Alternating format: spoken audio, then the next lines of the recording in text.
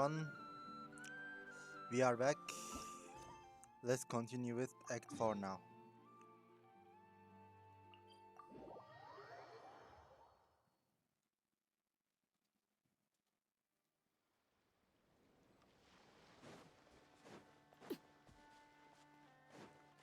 Also, what's that?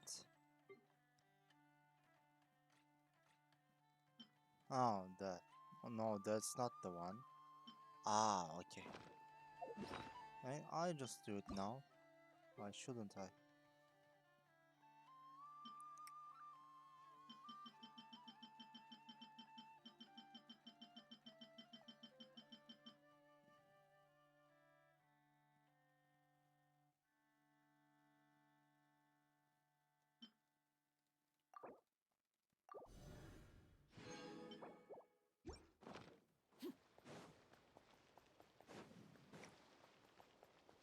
And let's go. Oh,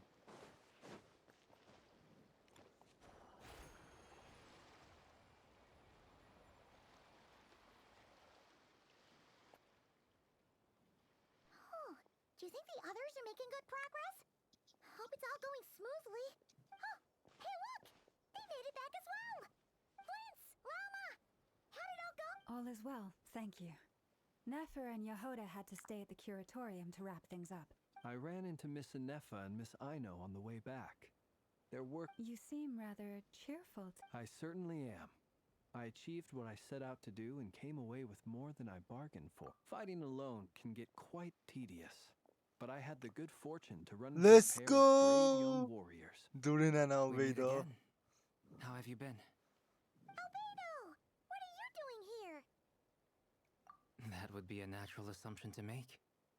It's also the correct one. These two courageously lent me a hand while I was fighting the wild hunt. When they told me they were Servarka's colleagues, it all made sense. And given how people of outstanding talent tend to cross paths, it's no wonder you're already acquainted. So, who's your travel buddy, Albedo? Why don't you come and introduce yourself? Durin, let's go! A gentleman of few words, I see. And a rather stern countenance. It's nice to meet you. Again.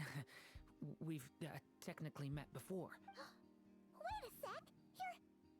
You're Minnie Durin! That's right. It's me. I'm glad to see you again. Ah. By the way, he says it's okay if you drop the mini. Yeah, I'm not as mini as I used to be. Interesting, isn't it? The first step towards blending into human society appears to be reflecting on whether one's name really reflects who they are. Wow! You look so different!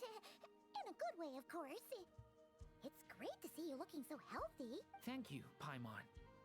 And although you're as mini as ever, I understand that diminutives don't always convey endearment. I'll be sure to simply call you Paimon as a sign of my great respect for you. Wow! You're such a smooth talker now. Paimon could get used to this. From now on, you may refer to her as your esteemed guide, Paimon. Little Paimon is pretty Personally, I tiny. think our little Paimon is the perfect size. When people call her little Paimon, it's just because she's so adorable that they can't help themselves. If that's not a sign of endearment, what is? You're absolutely right, Miss Lauma. My brother still has a long road ahead of him. Anyway, speaking of long journeys, didn't Columbina, leave with you? She's been catching up with old friends. Wouldn't be surprised if she stopped for a cup of tea or 10 on the way back. Uh-oh. People are talking about me. Hope it's nothing negative. Yeah. Judging from your expressions, I'm guessing it all went well? It's getting crowded here. No need. This is a job for an alchemist. I'll whip some up. Thank you for your hospitality, ladies and gentlemen, but I was merely escorting my friends back. I'll be meeting Sandrone shortly, as we still have some things to discuss. It's been a pleasure, everyone. But this is where I'll say goodbye. We really appreciate your help. Oh, come on. Spare the formalities. I'm just glad I could help out some true friends. I understand. you know. Oh, this place is hopping. It's probably a good thing one of us left. Otherwise, we might not fit all these people in. Are you saying we're about to run out of chairs? As a matter of fact, I am. Come on in and see for yourself. Let's go. Act 4.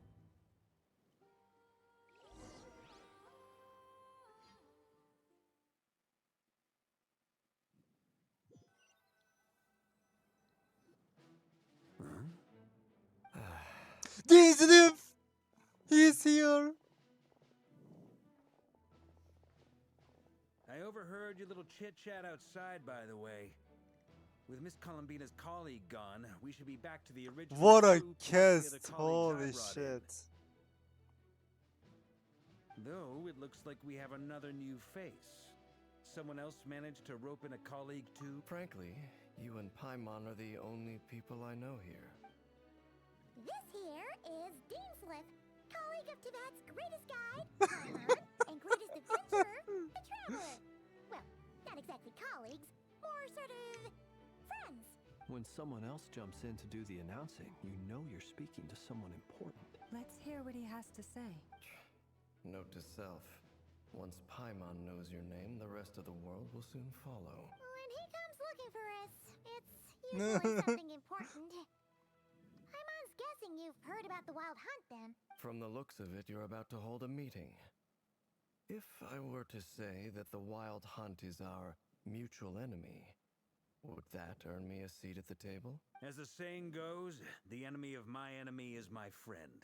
Mr. Dainsliff, there's a seat with your name on it. Though, I can't promise the same for everyone else. Hey, Albedo, think you can rustle up a couple more chairs? After all this time apart, Grandmaster Varka's first order is to rustle up a couple more chairs. I've missed this. Is he being sarcastic? Hey, he's your brother. Why are you asking us? I've still got a lot to learn about the nuances of human conversation. Trying to decipher Albedo's way of speaking has been like jumping in at the deep end. Good point. Paimon gets you now. Don't sweat it. There are people who go their whole lives without getting the hang of it. Expert You're in ahead of the game art of already. anger management. Why are you crying, Wonder bruh? what's taking her for so long. Perhaps you should go and check in with her. If anyone can hurry her along, it's you. I just got back from the curatorium. Besides, aren't you? Miss Nefer doesn't strike me as the type to share secrets. And since gathering intel is her specialty, I'm guessing she'd prefer to keep her methods confidential under such circumstances. Would it not be tactless for me to impose? Oh, but it's fine for me to impose. What can I say? You have an unrivaled ability to garner people's affection, Miss Moonchanter. Besides, you have far more in common with her than I do. All right then. Impressive. She barely fought back at all. I admire your powers of persuasion, my friend. As I'm sure Miss Laumo will realize soon enough, the trick in life is to always pitch in with other people's responsibilities so that you can be selective with your own. Another trick is to simply hide in the background. Spoken like a true sage. Anyway, looks like we've got some time to kill before the meeting. Let's take a little breather, folks, and feel free to chat amongst yourselves. We'll get down to business once the other two arrive.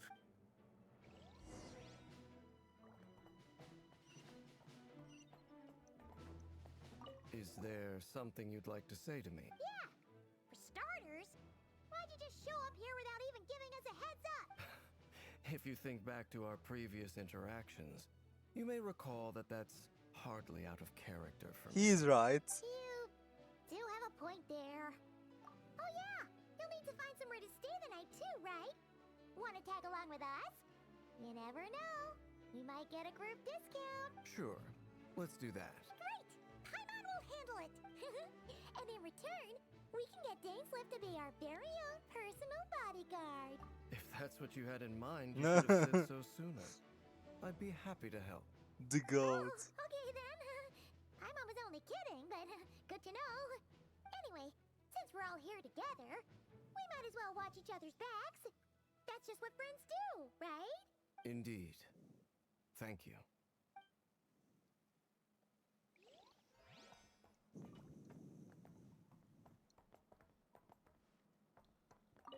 Truth be told, I can't remember the last time I was in a meeting with so many people. You're not alone there, my friend. The Lightkeepers also struggle to bring everyone together for a serious discussion. I don't doubt that. I've only ever met two Ratniki, one being you, and the other being that young guy, Eatlua. Iluga! Eatlua is a good apple. I'll give him that. He's kind, honest, and regularly delivers supplies to my lighthouse. A true Ratnik to the core. In that sense, he puts me to shame. So you're what? A fake Ratnik? That's what it sounds like you're saying. Come on, why the awkward silence? Sorry. I'm not even gonna bother trying to hide it. You've known all along, haven't you, my friend? Now that was an awkward silence. Let's just keep this between ourselves. Probably best if Eatlua doesn't know, huh? Goes without saying. Gotta be careful what you share with youngsters, after all. Anyone else in the know? Let me guess. The Traveler in Paimon? It's dangerous being too sharp for one's own good, you know. Then, in the name of the Animo Archon Barbados himself, I swear, your secret's safe with me. When we went for drinks, you said that you and Barbados were practically best buds. In the light of that claim, do you really expect me to take your oath seriously? Of course. Just as long as you don't go spreading around the fact that I'm close with Barbados, all right? Fair enough, then. Nothing like a bit of mutual leverage to seal the bonds of friendship. Dude. You're both awfully quiet. Why don't I start us off with a nice... Have either of you ever had your portrait painted? If not, I'd be glad to help. That sounds like a lovely idea. You know how to paint, then? I dabble occasionally. He's an excellent painter. Tables, chairs, people, dragons, you name it. He'll paint it for you. I'm flattered. If I ever get the chance, I'd like to give it a try myself. I'll bear that in mind. Anyway, how about Oh, you, Durin? I just spotted What sort of the portrait would you prefer? Voynich Kid logo. Oh, I'd be fine with anything. Whatever style feels best to you. Very well. Then I'll play it by ear. You can replicate any style. I can try. If you show me a sample, I'll do my best to match it. Thank you. In that case, I'll dig up some reference material for you.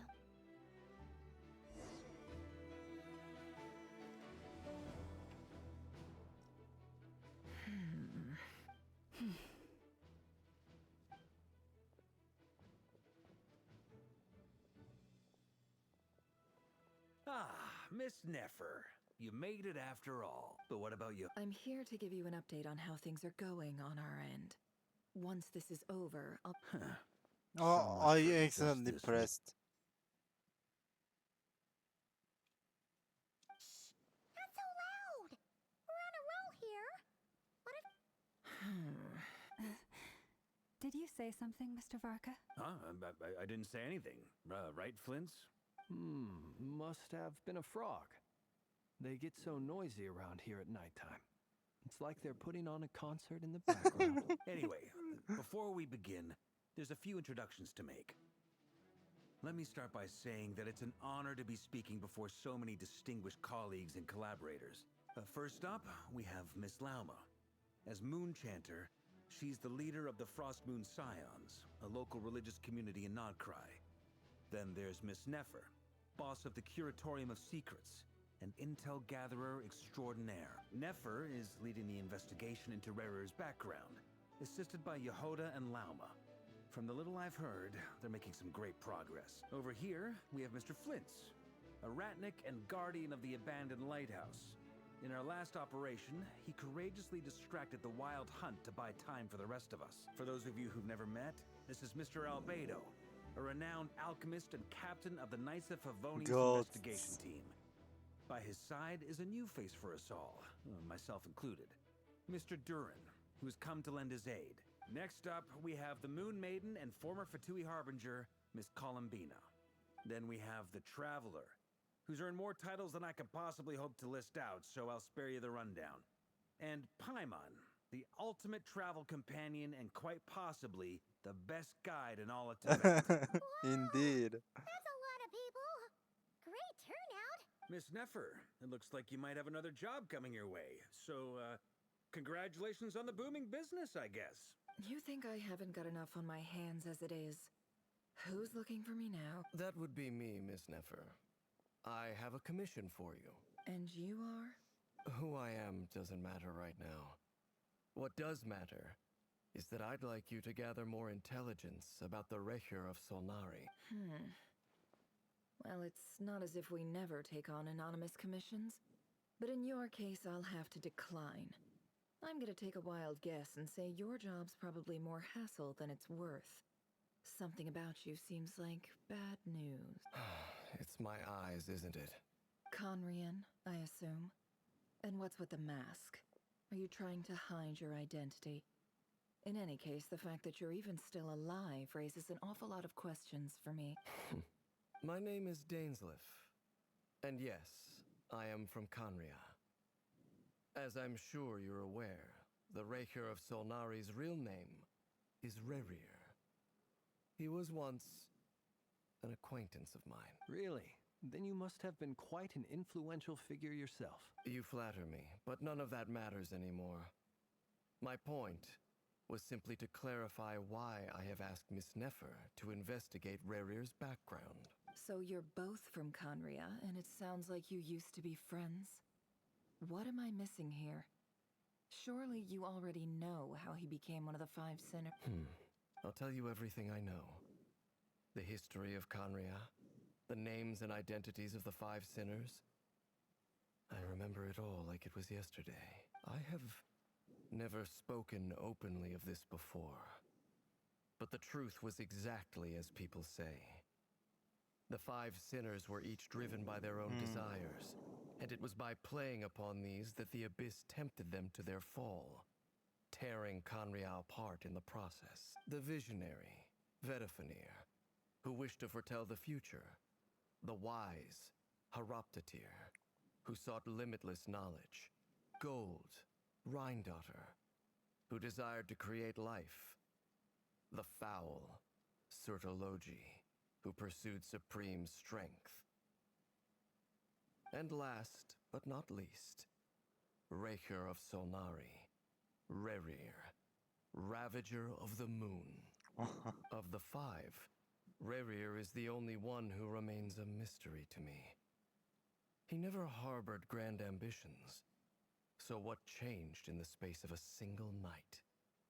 How did he come to fall like the others? In other words, you're saying that his change came as a shock to you, and you have no idea what actually happened? That's right. You mentioned how the Abyss tempted them, which led to their fall. But what did that look like in practice? And what other context can you give me about the events of that time? The more detail you can give me, the better. Strangely, now that it comes to it, I hardly know where to begin. The fateful night took place during the era of the Eclipse Dynasty. One day, my elder brother, the visionary, Vedifenir, was summoned to the palace by the Vinster King, only for the king to gouge out his eyes and cast him into the dungeons. When I came to hear of this, my fury knew no bounds. I gathered together every ally I thought I had, and together we set a night to storm the palace and free Ved. Centuries on, the memories of that night still haunt me like a never-ending nightmare. Man. We broke through the palace gates, just like we had planned, each striking towards our separate targets. But then, I was betrayed. Even Vedifenir, the very person I had come to rescue, abandoned me and partook of the Abyss's power. So, it's personal after all. Then tell me, Mr. Dainsleif, what price are you willing to pay? You, of all people, must know that nothing comes for free. I cannot say what price would be worthy of such a commission. But know this. Rerir was not always a madman. Believe it or not, there was a time when he was just an ordinary man, working for the Conrian Intelligence Service. Uncovering the truth of Rerir's past is the only way to unravel this mystery. But before you decide if you will accept my commission, I will tell you more about him. Enough, I hope, to help you plan your next move. Sounds pretty good to me. What is it? Feels like we just flagged down a random passerby, only to discover he's actually a master strategist who has a score to settle with our enemy. Can I borrow your halo? It could be useful in the lighthouse. Enough with the wisecracks. Besides, isn't that lamp of yours bright enough already? Relax. It was meant to be a compliment. If that was a little over the top for your liking, I'll make sure to tone it down next time. She is... I'll give your proposal okay, some serious interesting thought, stuff. Mr. Dainsleif. Let's speak in private once the meeting is over. Before that, there's a few things I'd like to share.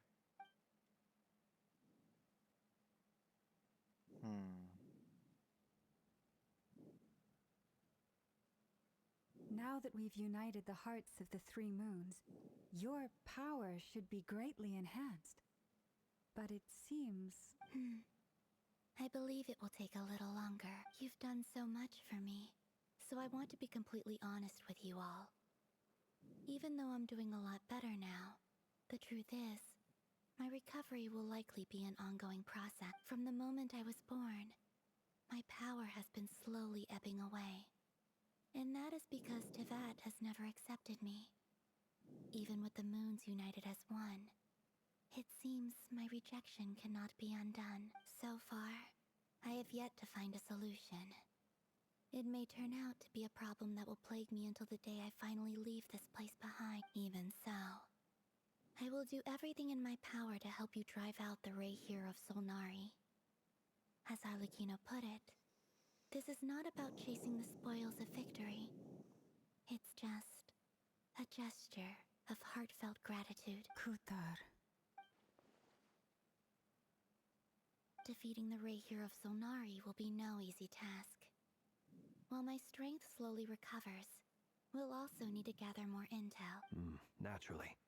We should take all the help we can get if we hope to We've considered several viable plans now, but our choice hinges on the answers to a few key questions. Is it even possible to kill Rerir? What experiences shaped the person or monster he became? And what's he really after? Given Albedo's expertise in alchemy, I think we should leave him to try and answer the first of these questions. Understood.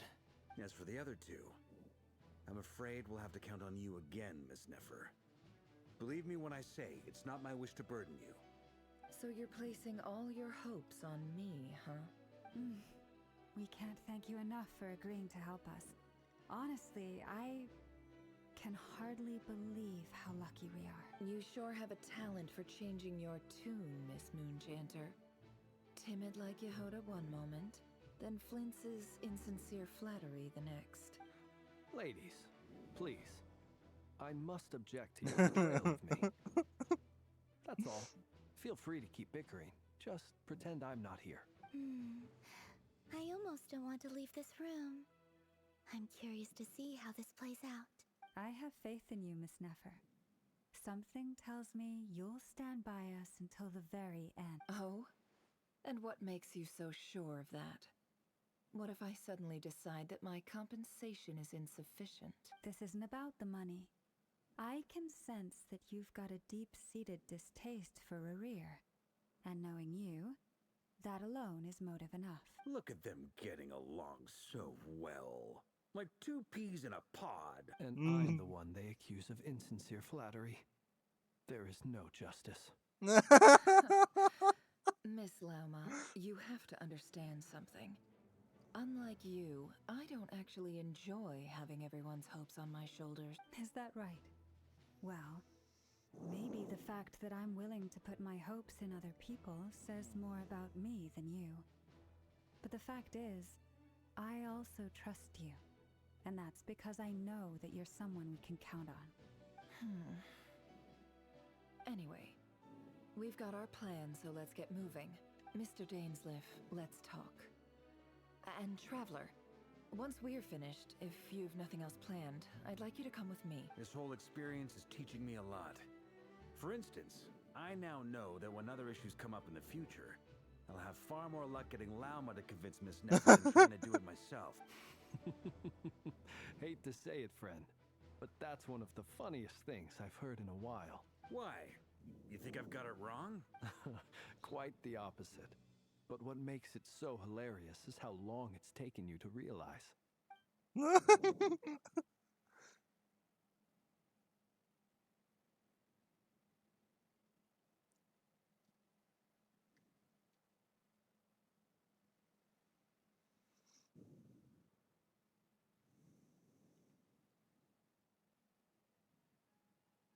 Oh shit.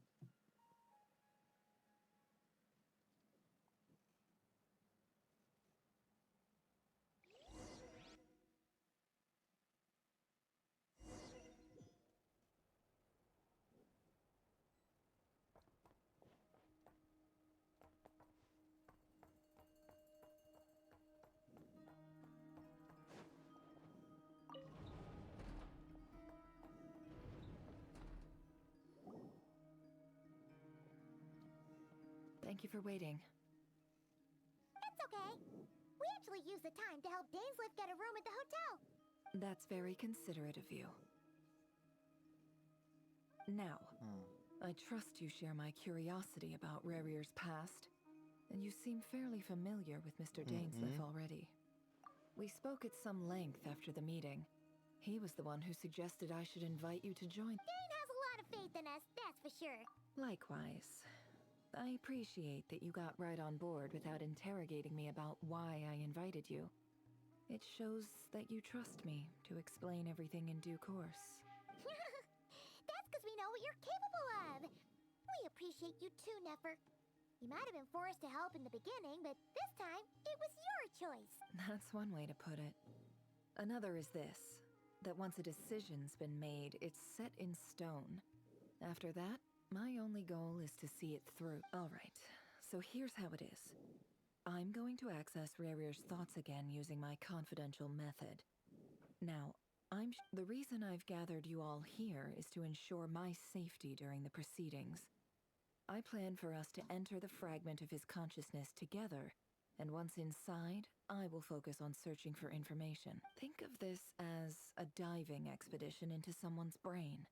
If I'm the diver, you are my safety equipment, tasked with keeping me alive while I'm under the surface. Once the ceremony begins, we will all be spying on privileged information. But in the interests of safety, you must remain absolutely silent at all times. We will discuss our observations after the ceremony has concluded. Lastly, any individuals of a weaker constitution are advised not to partake in the ceremony. In any case, Paimon has her own job to do, which requires staying in the room, but not joining the ceremony.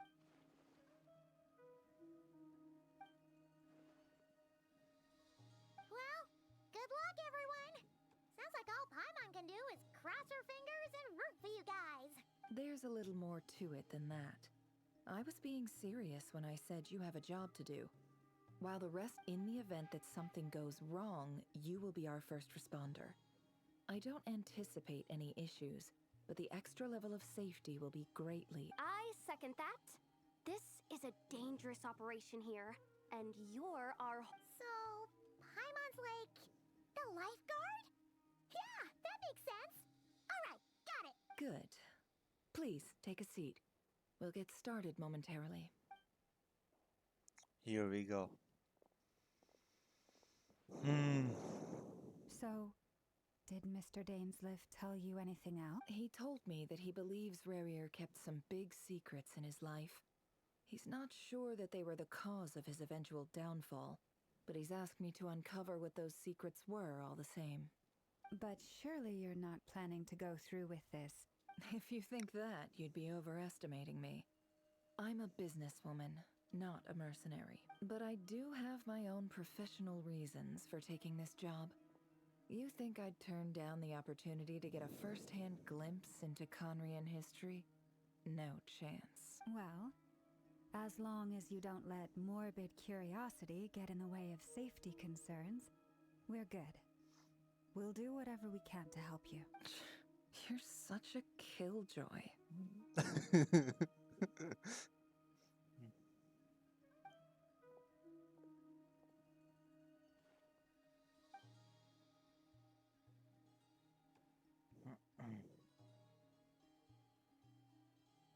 All right, I'm good to go. All set over here, too. Promise, Paimon, you'll be extra careful. All right. Let your whole body relax. We're about to begin. Close your eyes.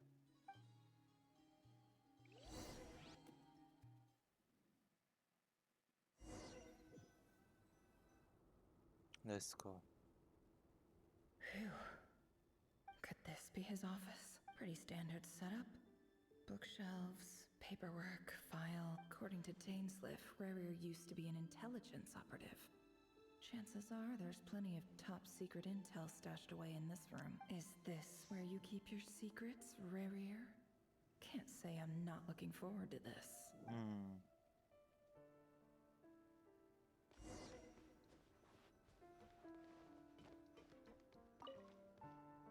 A file tucked inside a folder. The title it's... But at this stage, I have no idea who any of them...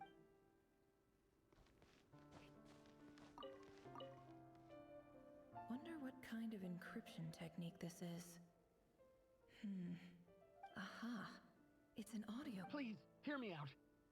I can't shake this feeling that someone's been spying on our house.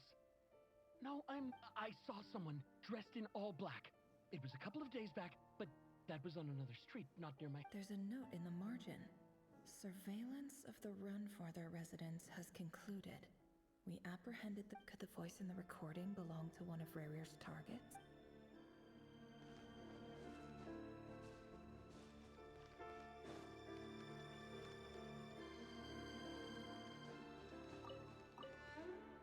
Oh, that's Shelves full not of good. documents. Looks like these are all files. The Crimson Moon dynasty preceded the eclipse.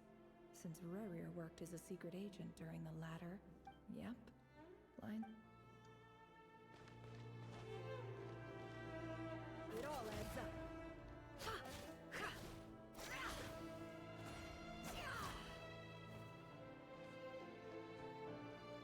He looks even gloomier than last time. I wonder what's changed.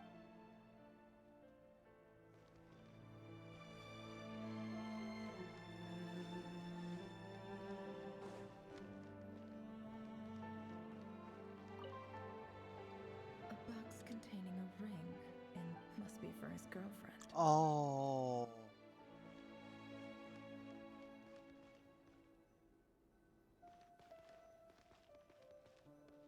He looks even gloomier than last. I want to. Okay, nice. Today's files are in. Time to wade through them, just like usual. Male, 51. Occupation, cook. Confirmed Crimson Moon descendant. Has maintained frequent contact with other descendants over the past year. Poses a threat to the dynasty. Neutralized.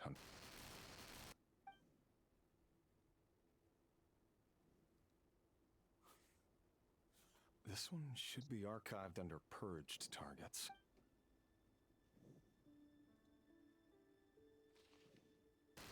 Female, 23. Occupation, office clerk. Confirmed Crimson Moon descendant. Has maintained frequent contact with other neutralized. Another one for purged targets. Sounds like she was that other man's daughter. Never mind. What's it got to do with me? Male, 40. Occupation, teacher. Confirmed Crimson Moon descendant. Has been observed, neutralized. Just another nobody for the arc. Come to think of it, I remember surveilling this man.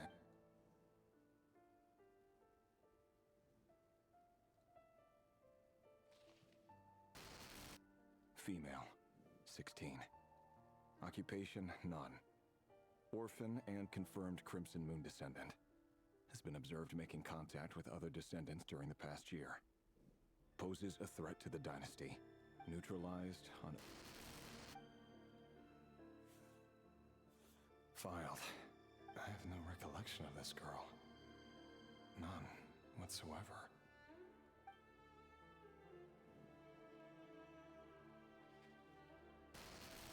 Female, 13. Occupation, none. Orphan and confirmed Crimson Moon descendant. Has been observed making contact with other descendants during the past year. Poses a threat to the dynasty. Neutralized and...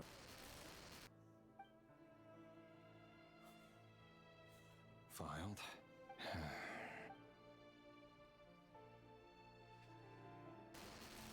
Male, 11. Occupation, none. Orphan and confirmed Crimson Moon descendant. Has not been observed making any contact with other descendants during the past year. Poses a threat to the dynasty. What? Neutralized and... The other one was also bullshit, like... Holy fuck. Male.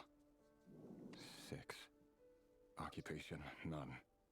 Orphan and confirmed Crimson Moon descendant. Poses a threat to the dynasty.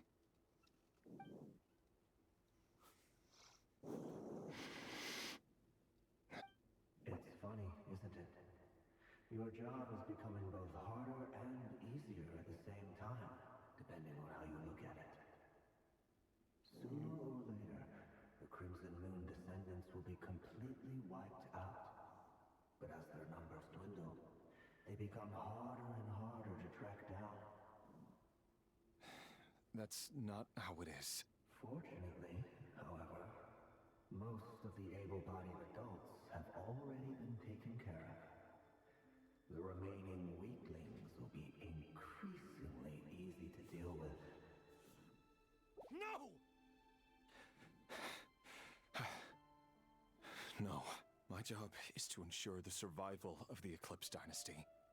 And the only way to do that is by eliminating any and all potential threats. Every single one of my colleagues can attest to my fairness. And if my friends were aware of the facts, I know they'd back me up too. Assuming, of course, that they were aware of all the facts.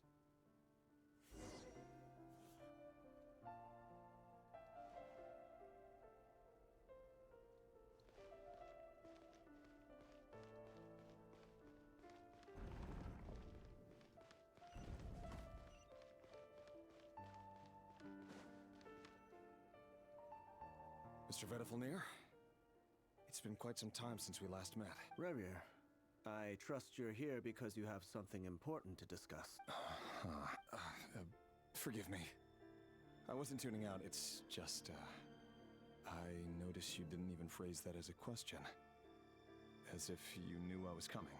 Tell me, does someone in your position ever feel the need to ask questions at all?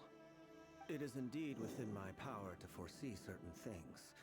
Things like your arrival. I was just thinking. It won't be long before I'll be inviting both you and Dane to my wedding. That isn't a lie, but nor is it a fact as such. It's a wish, isn't it? No fooling a prophet, is there? Ever since that day we met for drinks, I knew it was only a matter of time before you came looking for me. Does it feel good? I'm afraid the notions of good and bad fail to capture the complexity of what such a power entails. Once you've seen what will come to pass, it can be all too easy to succumb to fear and melancholy. Unless, of course, you learn to abandon these feelings. You fear my silence, and long to hear the words I left unspoken that day. That's right. You must have noticed my reluctance to broach the subject. And the reason is simple. Because the truth could never have lived up to your hopes. For both our sakes, such words are better left unsaid. The burden of prophecy was never meant for your shoulders. So who exactly do you deem worthy to hear your prophecies? None but our exalted king? Or rather, our king as he once was. You're closer to his majesty than I am. You must know better than anyone how much he's changed. You say that as though it is to my benefit. Yet precisely because of that, I dare not speak rashly. A king can turn out to be the most virtuous of rulers, or a tyrant, more terrible than the most vicious of dragons. You are so wise and far-sighted, yet still you would have me live in fear of the unknown? You make a fair point. Especially given my silence alone was all it took to send you spiraling downward. Very well then, let me offer you some advice. And I say this not as a prophet or a visionary, but simply as the brother of your friend. For many reasons, there is very little chance of your marriage ending in happiness. If happiness is what you seek, Holy you shit. should find another fiancé. Hold up. There's that same black fog again. Could this memory belong to Thelindis? Guess I'd better tread carefully.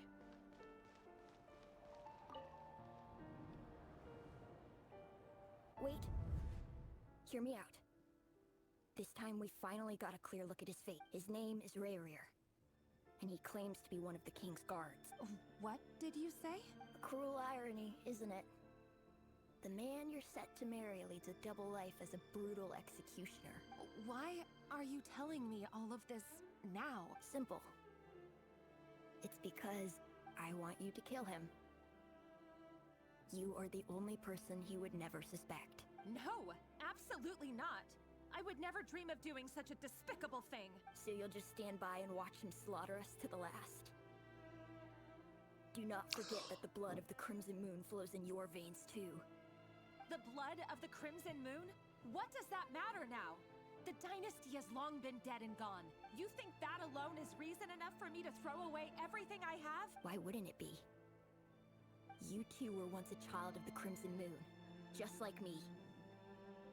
Don't tell me you've never felt so much as a flicker of fury for the way we were trampled into the dust. As long as you promise to abandon this pipe dream of restoring your dynasty, I can try to persuade him.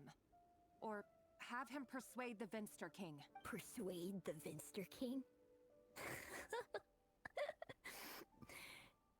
Do you even know why he's so obsessed with hunting us down? Why he keeps trying to force us to hand over our secrets over and over again? Or why we refuse to give up on restoring the dynasty? The Vinster King. A blind fool. His eyes clouded by powers from beyond this world. A petty little man with a miser's heart. And he dares to sit upon the throne? Mark my words. Sooner or later, Conria will fall. And it will be his doing. If you can't bring yourself to do it, so be it. Just you watch. It won't be long before calamity descends upon us all. The Rayrir of Solnari. That really is quite a secret you've been keeping from me, Rayrir. But who am I to talk? Am I really any better? I've kept my own past a secret this whole time, too. This is Love fucked should up. be built on honesty. But ours was born from lies. And yet, is it really so wrong to hide things that would only make life harder? If we don't cover up the parts that no one else should see, how can we go on pretending to be normal? Vedifulnir must have known all this. And that's why he made his prophecy. In the end, nothing stays hidden forever. But I won't just sit by and watch this disaster unfold. I'll do everything in my power to protect what I cannot afford to lose, no matter who I have to face.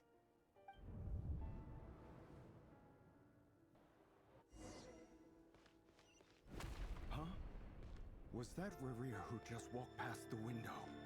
Doesn't it give you the chills that he still takes the same road to work every day? As if nothing ever happened. Those people at the deli. Enough already.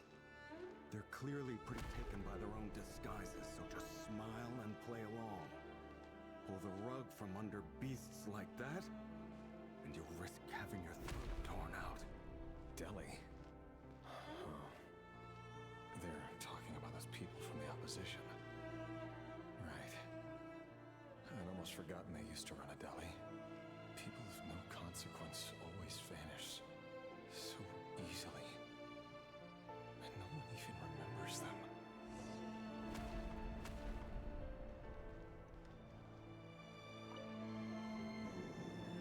But surely you can see he's not the man he pretends to be.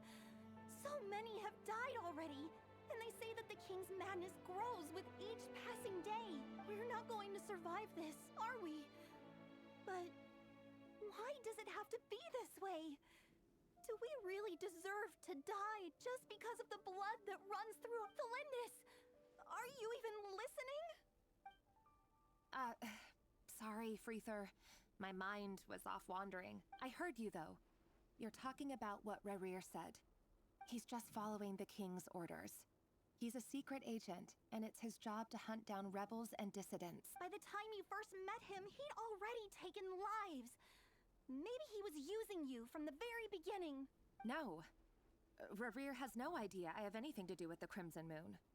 My family are only distant relatives of the main lineage, and besides, my eyes are perfectly ordinary. Truth be told, apart from my teacher, pretty much no one knows I have any connection. But as Orlog said, who could possibly talk sense into that raving lunatic of a king? No one. I'll work something out. Trust me, I'm with you all. But for now, you need to keep yourselves hidden.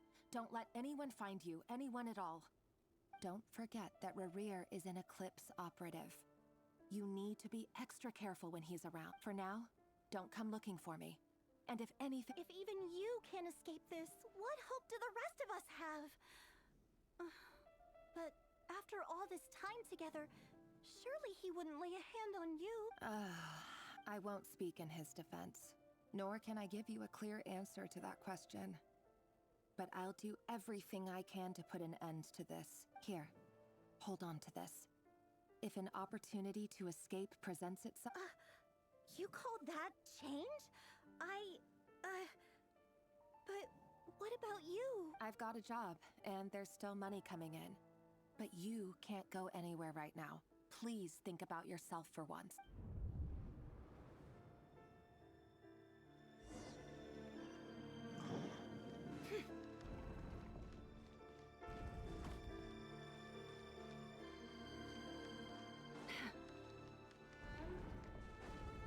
Another day, another round of assassination training. Training ground is just beyond this hidden passageway. When you kill a person, doesn't it bother you when you end up covered in their blood? Why would it? Aren't we all just walking blood bags?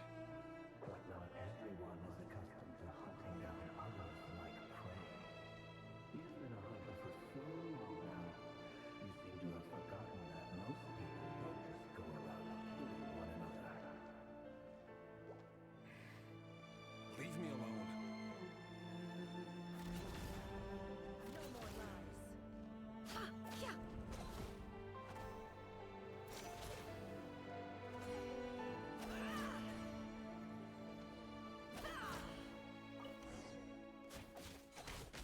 Make sure you have a firm grip on the handle.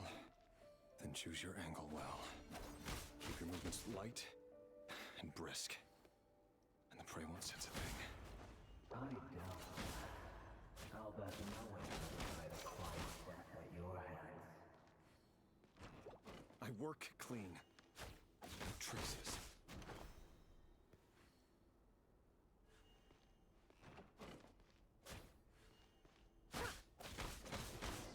That doesn't make it open and above board, though.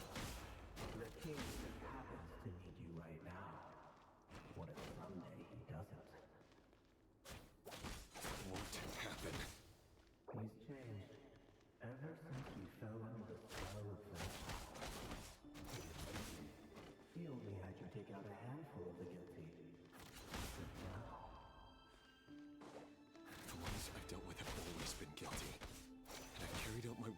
flawlessly.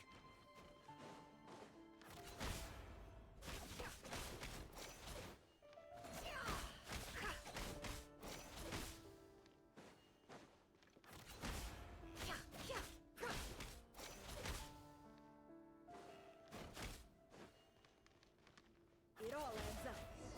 You know why Felinda's didn't accept your proposal.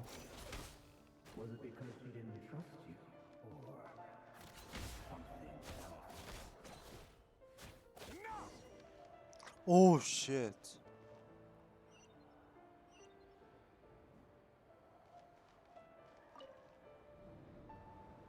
Felindis, do you still remember Orlog? Orlog? The boy who was pretending to sell flowers. You spoke for quite a while, didn't you? Yes, we did. What about him? He was arrested 2 days ago. Chances are he's already dead. I just don't get it! After everything he's done, why do you still stand by him? Or does it mean nothing to you that people keep dying? No, that's not. Just hear me out. I need to go now, Thelindis. They're looking for us. You take care too. If you ever need a place to hide, come find us.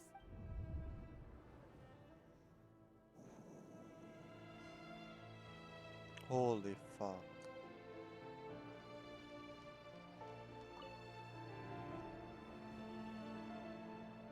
Author Thelindis. Over the course of this week, the research object was subjected to interference for a total of 47 hours for experimental purposes. The result, all subjects of observation that were sent inside have now... The situation within is no progress whatsoever. What now? Won't you give me even a glimmer of hope? Things are getting worse by the day. I have to find a way or we'll all be in danger, but I... If all this research comes to nothing, what then? Sooner or later, it'll be my neck on the line. But could he really bring himself to kill me? No. Surely he wouldn't have the heart.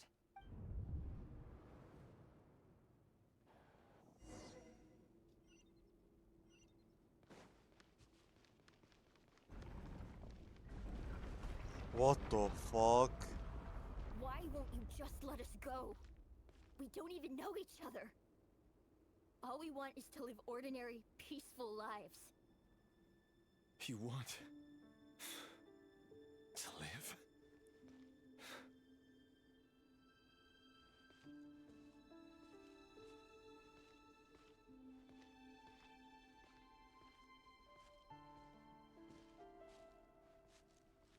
Yes. I just want to go on living. Is that really such an unforgivable crime?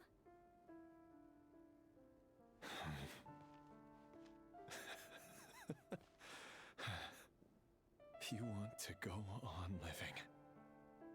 I want to keep living too. To keep living forever.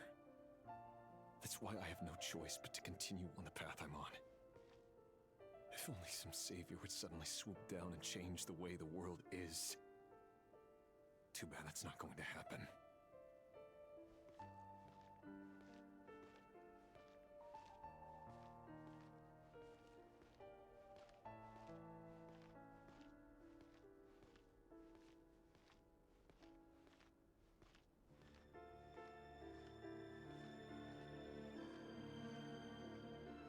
Imagine that.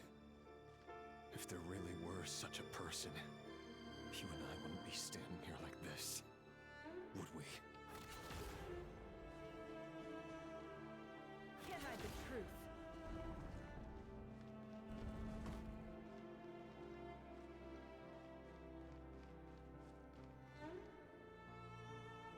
Today's files are in. Time to wade through them. No, I don't get tired of it. It's my job. And not only am I lucky to have it, I'm good at it too. Huh. Wait. That's... Thelindis? No.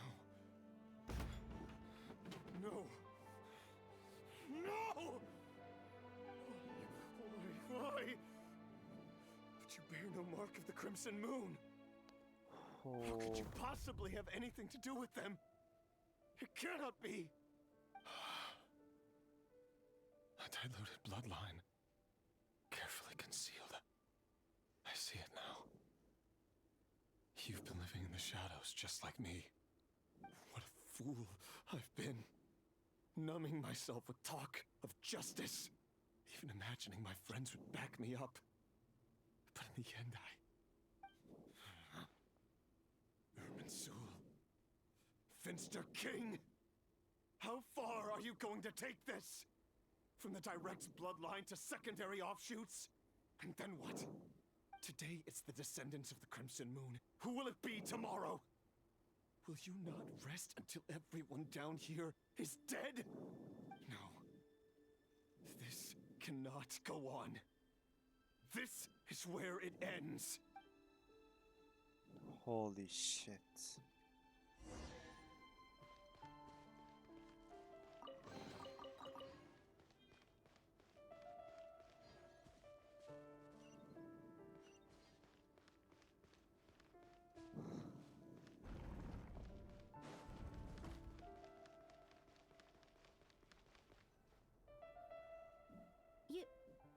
You're really letting me go?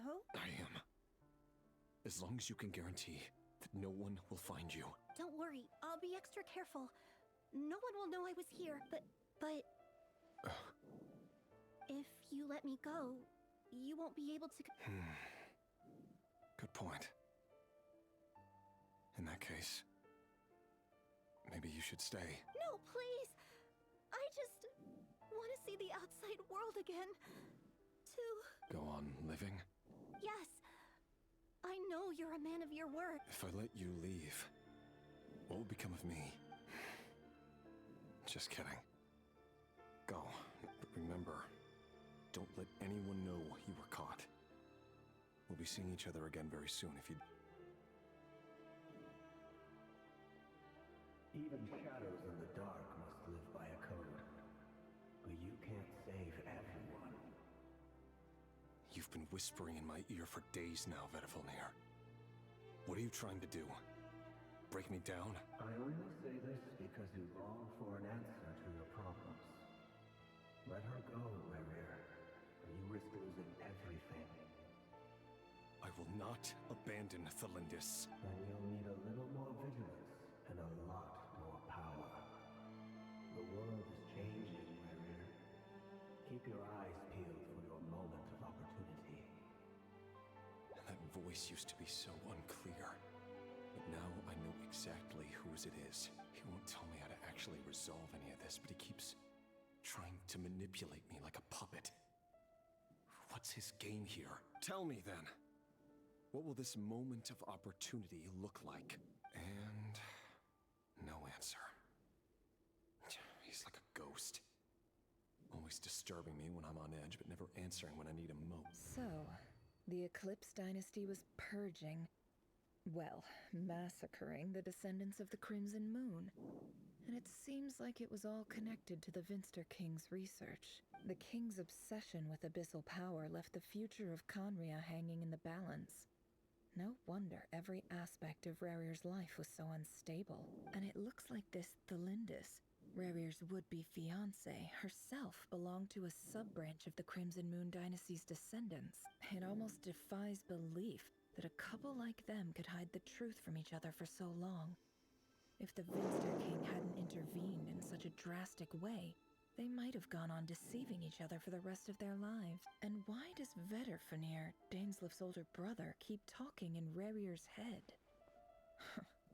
This guy kept more secrets than I ever imagined. The human mind is like a vast desert of shifting sands.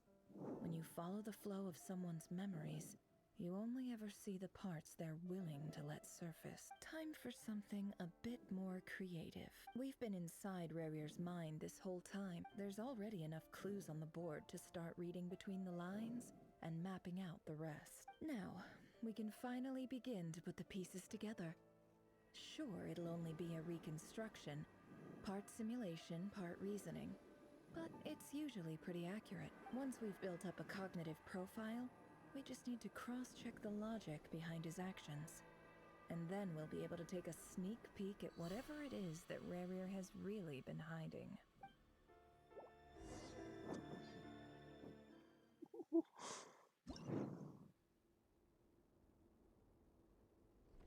Oh shit!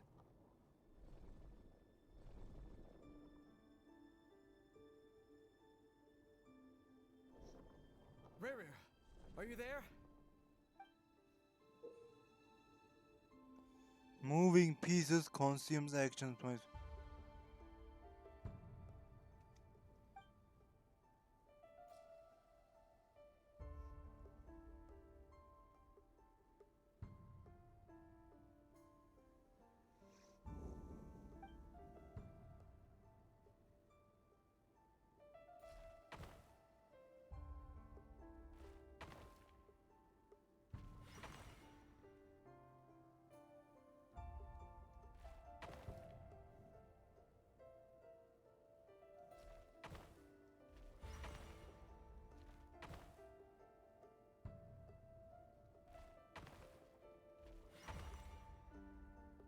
Hey, Rerir! Come out, it's urgent! Dane? What's wrong? Quick, come with me. I'll explain everything once we've met up with the others. Okay, I'll come. But the Lindis is still over at the Universitas. All right then, but make it quick. I've never seen Dane so worked up before. Whatever this is, it must be big trouble.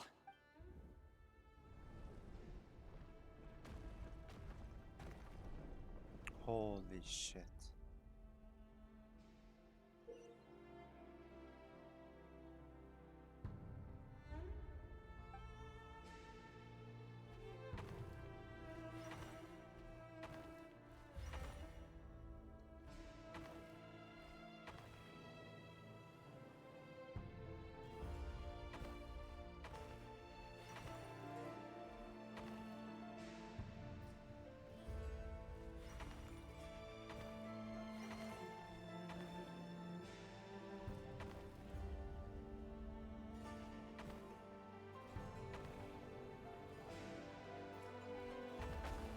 Ah.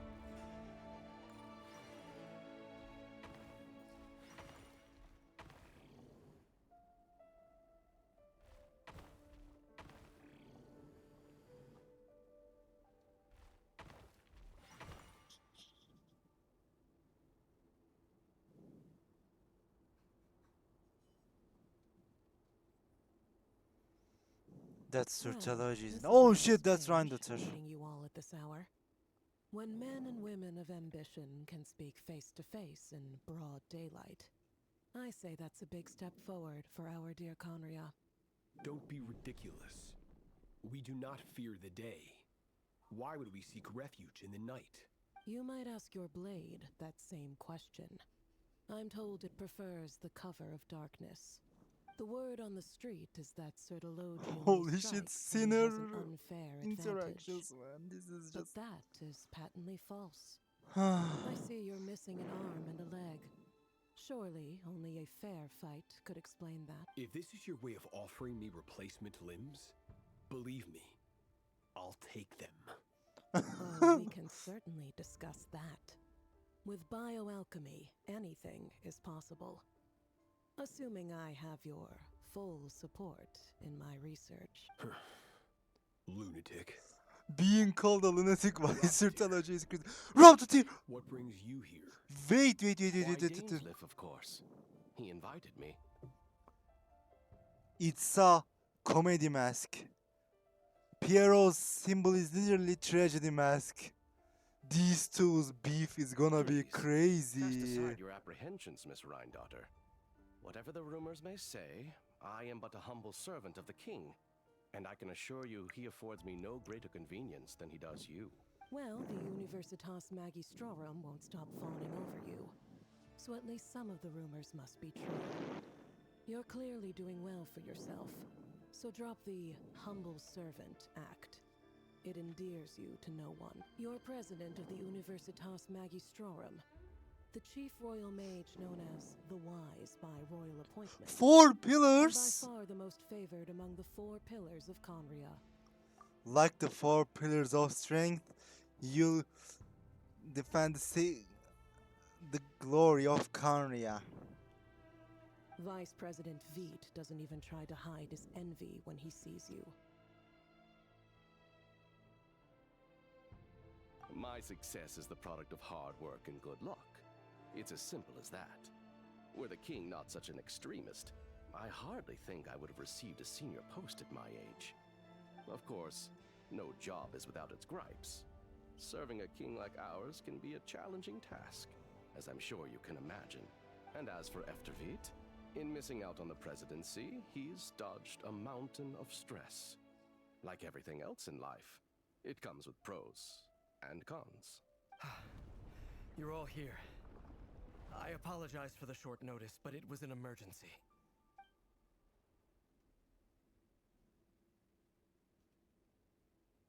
You must be Rerir. Mr. Sertologi. Yes, I handled your case file during your sentencing.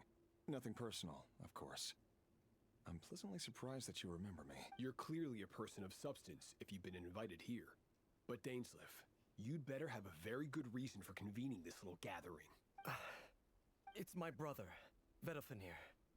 After he spoke at the court this morning, the king was so infuriated by his words that he had him blinded in both eyes and thrown in prison. Vedafenir in prison? Strange. I thought the king trusted him and Heroptatir more than anyone else in the world. Does this mean the king's circle of trust just got even smaller? It has nothing to do with trust. It's about what the king wants, which is as clear as day to anyone paying attention. I simply appease him, because it's in the best interests of the Universitas Magistrorum. And also because you're slimy. Vedafenir, perhaps less so. But still, a visionless visionary? It rather inclines me to think that qualifications are not what get you ahead in Conria. Do you honestly think this is an important discussion to be having right now? Dane, what are you planning to do? Rescue Vedafenir, I assume. Correct. It will mean storming the palace by force. Tonight. I need all of you on my side. That's far too dangerous. And don't forget, Dainsleif, you're captain of the Royal Guard. You swore an oath to the throne. You've been planning this for a while, haven't you? I have no desire to commit treason. But whatever critique the king may have of Vedafenir, disfiguring your most loyal subject for putting the best interests of his court and nation first, this is not the conduct of a wise ruler. My blade will force the king to see the error of his ways. So, Vedafenir's prophecy enraged the king. I'm sure it wasn't what he wanted to hear, but if he won't take counsel even from the visionary, that is deeply troubling news. The extent of His Majesty's madness is now all too clear. The question is, how does a man like me get out of this situation unscathed? You have noble ambitions, Dane, but I'm afraid they don't do much for a guy like me. I'm not interested in saving the world. All I want is a letter of pardon. A letter of pardon? For whom? Thelindis? The chances of the Vinster King issuing a pardon for anyone connected to the Crimson Moon seem vanishingly slim. What is those? What are those? Ah, it's checkpoint. Abyss? This black fog over the board must have some connection to Thelindis. Another mystery I'll need to unravel. Wait, what?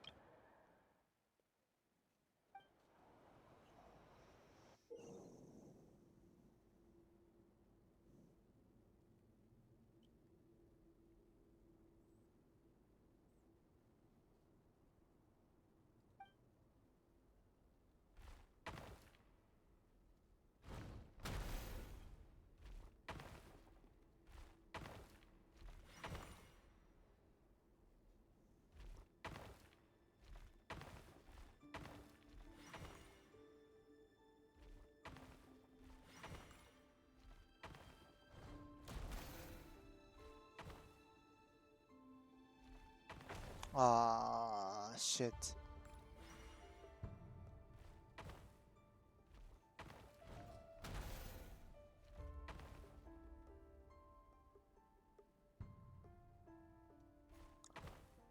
Ah, I fucked up. I just keep mistaking the keys. Like, oh my god, bro.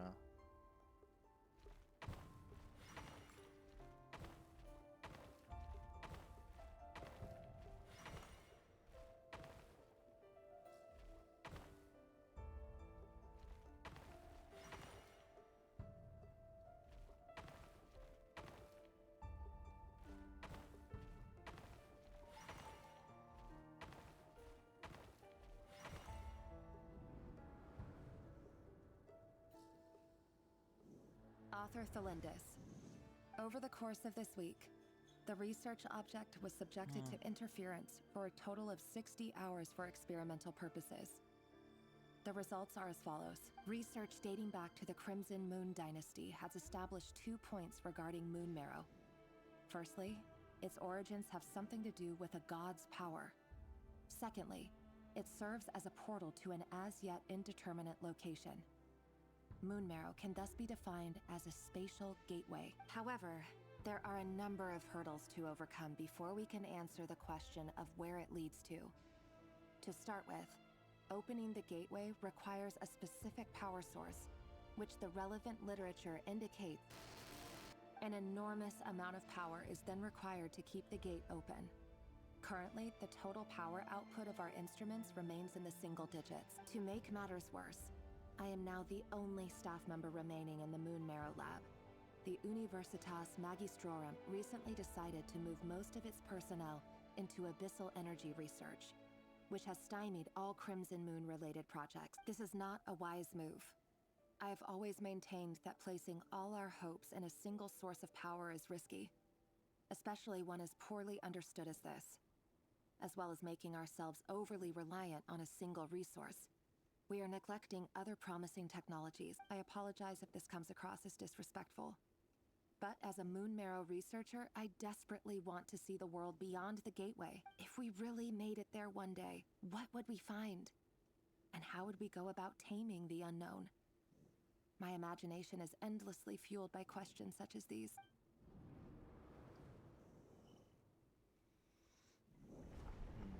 Oh shit.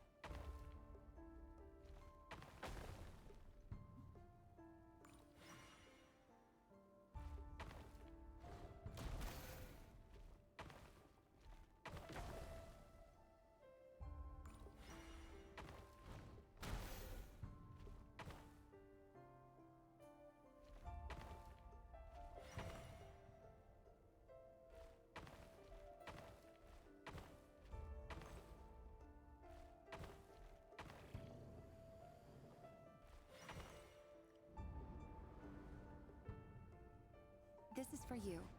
I heard you're gonna leave the city with your parents. Thelindis.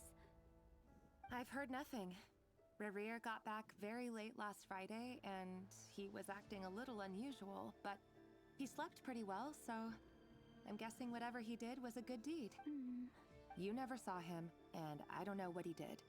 And this... What if he finds out that you pried into his secret? Don't be silly. I don't know what secrets he does or doesn't have. All I know is he's just a normal guy who happens to run some errands for the king. Are you scared of him? I don't know. The Rerir I know doesn't match the person you all describe. Logically, I should be scared of him. And yet, I don't want to lose him. But enough about that.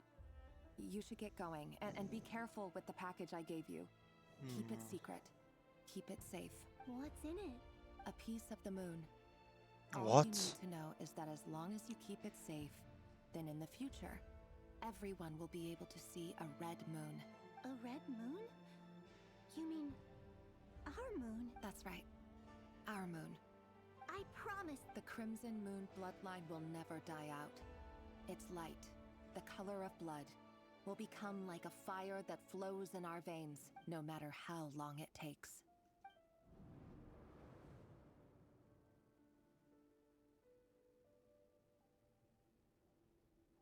Hey yo.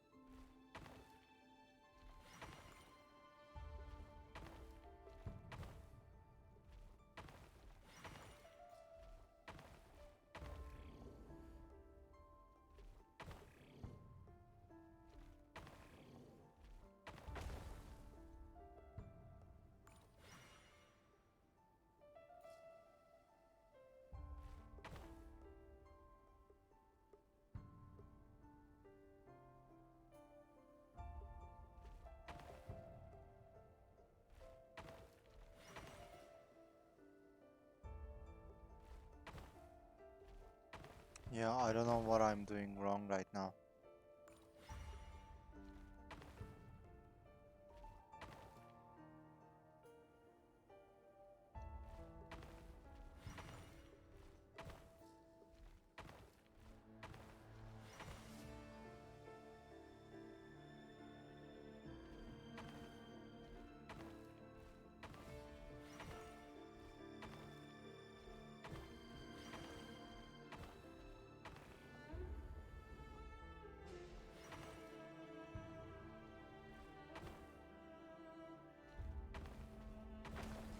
What am I even supposed to do?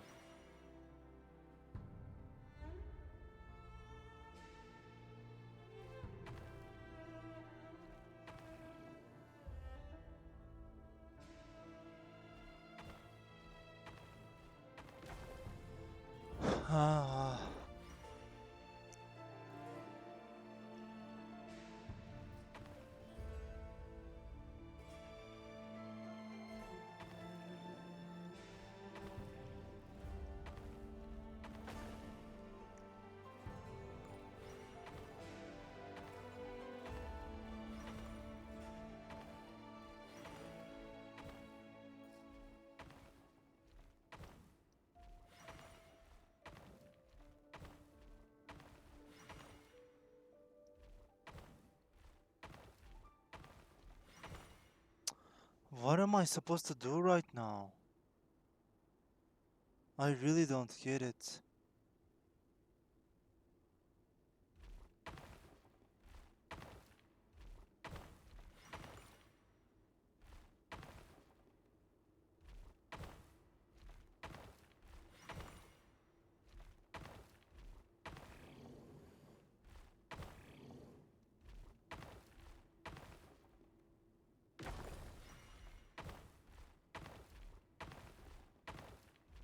Ah, finally. Now that should do the job.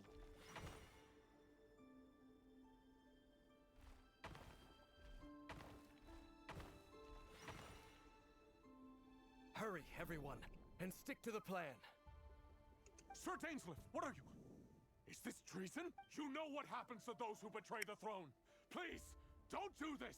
It is the king himself who has betrayed the throne. He has betrayed all of Conria.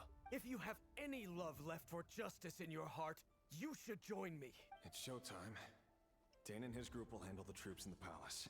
Then Hraptatir and Rhindaughter will disarm the security measures. My job is to enter the prison and rescue Vedifalnir. Stay safe. Wish me luck. Look after my brother. Draw your blade. It is time for justice to prevail.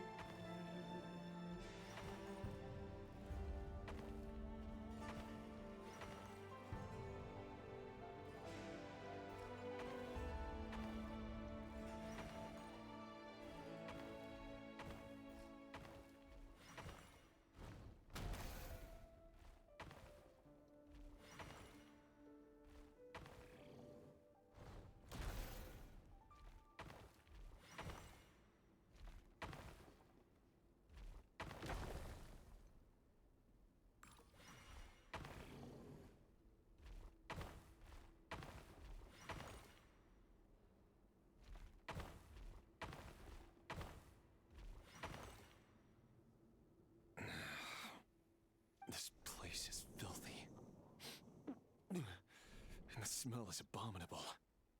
Clearly, the king doesn't allow his prisoners a single shred of dignity. This is dire. Found you. Hello, Mr. Vedafilnir. Ah, it's you. Surprised? Oh, wait. I guess surprise isn't an emotion that prophets feel very often. I certainly felt some surprise in the moment when I was blinded. Surprise at the king's sheer ignorance. Surprise at just how unfairly this world responds to words of earnest remonstration. I'm curious. What did you prophesize this time? It wasn't a prophecy. It was a word of warning. Someone had to say it. The king has forsaken all reason in pursuit of his obsessions. I simply told him that if he continues on this path, Khaenri'ah will surely fall. But he didn't listen. Worse still, he stabbed you in both eyes and locked you away. Ermin, what a... I Then won't asked say for my anything. help.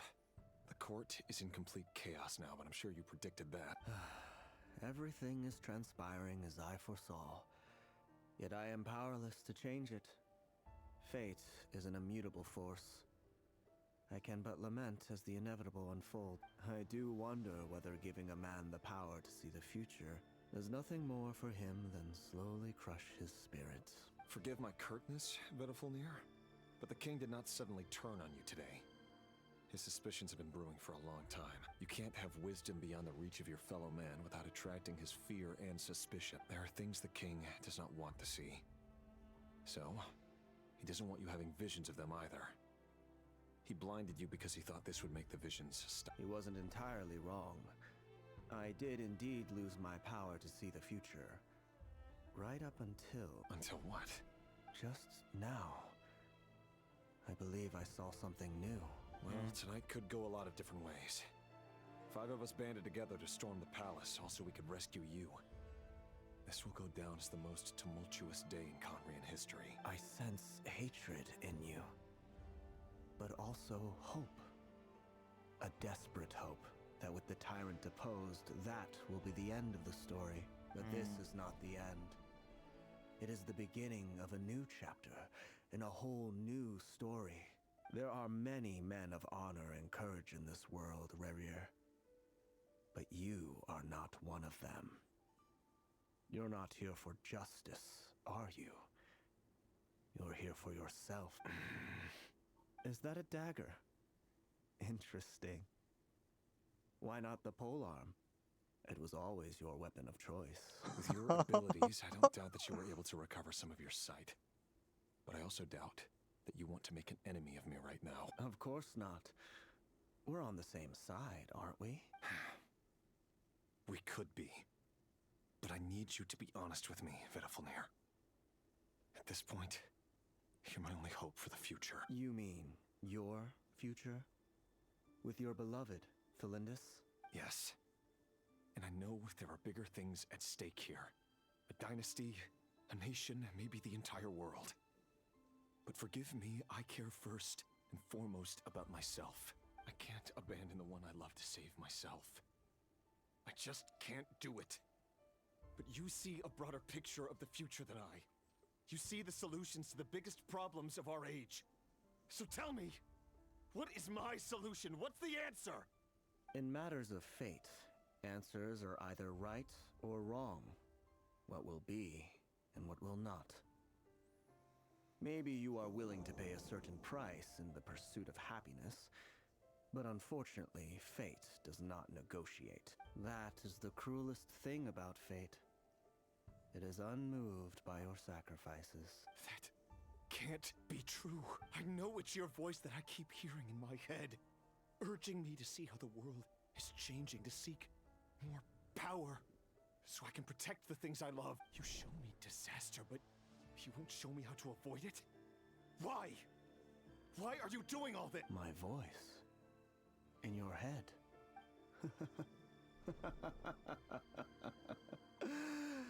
So, you hear it too. The voice that steals your mind, gains your trust, and drives you crazy. It turns out that we are not so different, you and I. Vedafilnir just broke into the strangest smile I've ever seen in my life. As if he'd discovered some monumental secret. But then he suddenly switched to looking extremely weary. Very well then. My advice to you is as follows. You must persevere. Whatever trials and tribulations you may face, be steadfast in the belief that they are your path to the future. For as long as you live, your story with Thelindis shall not come to an end. That is the only chance you have of fighting back against fate. It is up to you whether you believe my words. Regardless, that is all I will say on the matter. I have no right to intervene any further. I will hold you to your word. Thank you for setting me free. In return, I will tell you one more thing that you cannot afford to ignore. Just then, a strange wave of energy rippled through the city. We had no idea what it could mean. If I were you, I would head to the Universitas Magistrorum. The Universitas? Oh no! I'm sure we'll be seeing each other again very soon, Rerir. Whatever Vedifalnir said, I didn't catch it. I didn't even help him out of the prison. There was no time to lose.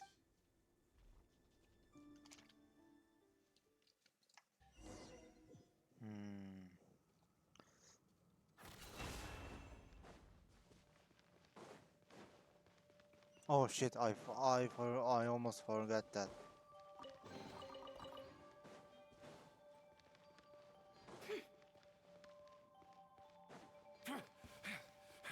Monsters? Is this Rhindaughter's doing? By the Universitas Magistrorum. Out of my way! Can't hide the truth. I saw this coming.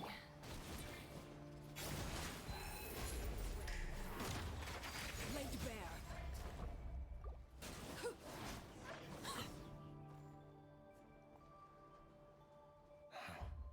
The Universitas. That reminds me of a rumor I once heard. Allegedly, the king installed secret mechanisms in the palace and around the city. No one knows where they are or what kind of power they hold. But if they were ever going to activate, it would probably be on a night like tonight. Help! Help! Hold on! Don't let them anywhere near you! Save me! I can't! Ah! That sounded like an explosion. So, the rumor is true. What other means does the king have at his disposal? They must run on power from the Abyss, and given it's a major center of Abyss research, anyone over at the Universitas will be in grave danger. I have to hurry!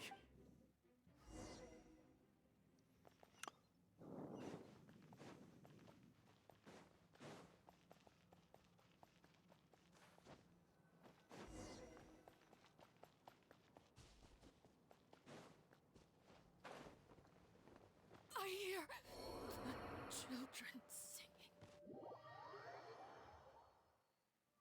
Oh my god, bro. Literally everyone died.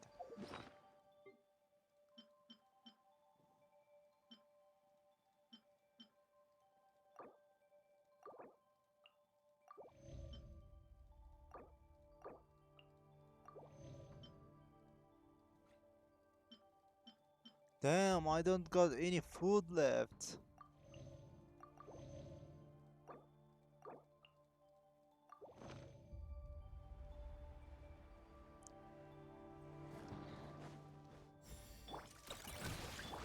Close your eyes.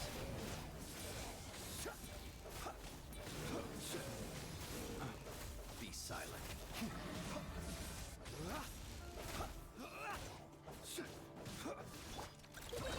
No claw! Observe. Be silent.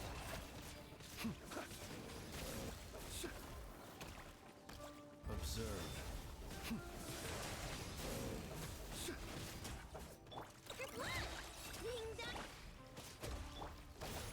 Be silent. Close your eyes. Night falls.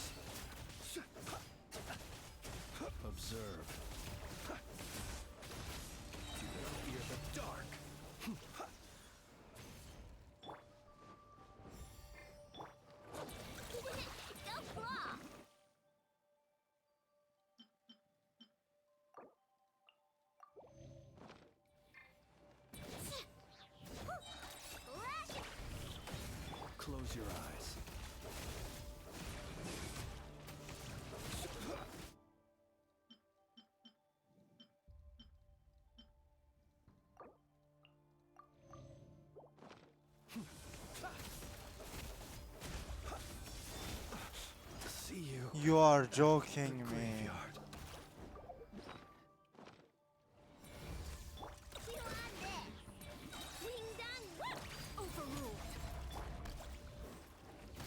Maybe I wasn't meant for this world. This shall I'm cooked. I can't do anything right now. That's what I get for a team with zero synergy. Playtime's over.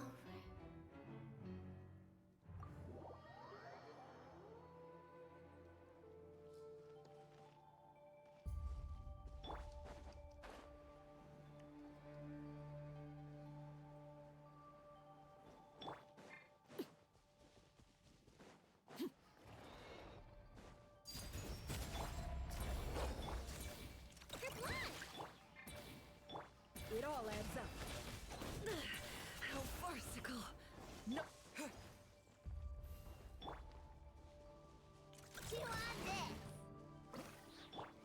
Observe. Close your eyes. Laid bare. The heart. No.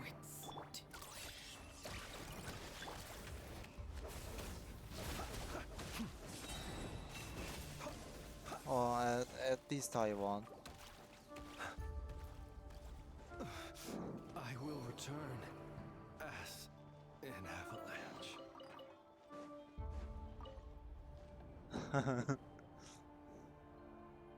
Monsters at the universe. Oh no, they're coming. It's no use. The table won't hold out much longer. The weapons. Where are the weapons? Of course. All the lab equipment was upgraded after the inspection last week, but the new weapon. I'm done for. Is anyone there? I need help. Ah! Stay back. Please stay back. Please.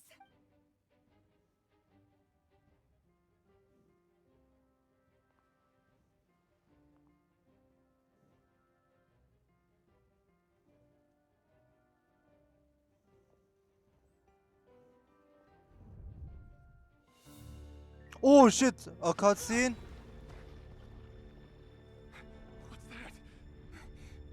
Rear. So the rumors about your work are true. What? No! Listen, something happened at the palace tonight. We have to leave. You don't need to lie to me anymore. What do you mean? I know why you're worried, and I will respect the decision you've made. But it's okay, because I found a solution. What? I know how to end all this. You can have it back. The normal life you so desire. But until then, I'm afraid our wedding will have to wait. Cylindus? No, don't do it! Cylindus! Cylindus!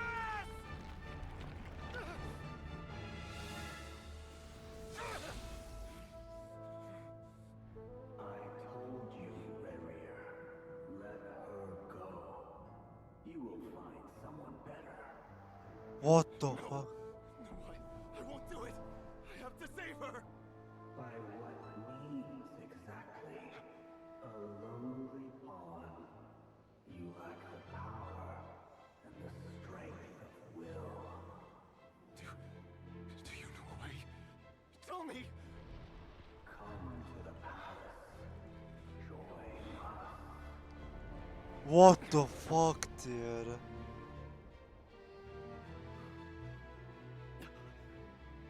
Rerir, thank goodness we.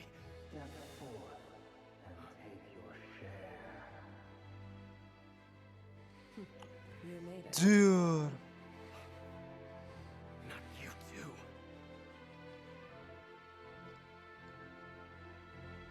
Hatred or grief, despair, desire. We all have our own.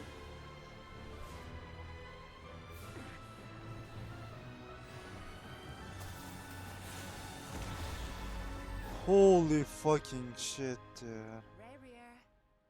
Rayrear. Lindis? Were you daydreaming?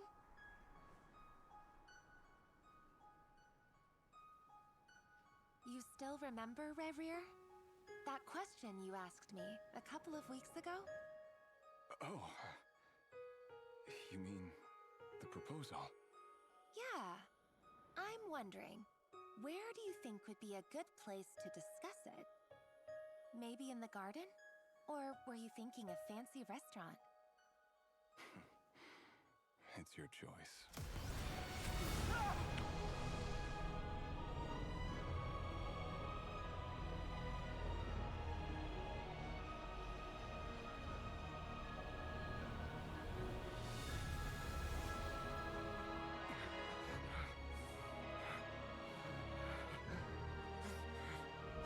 Oh!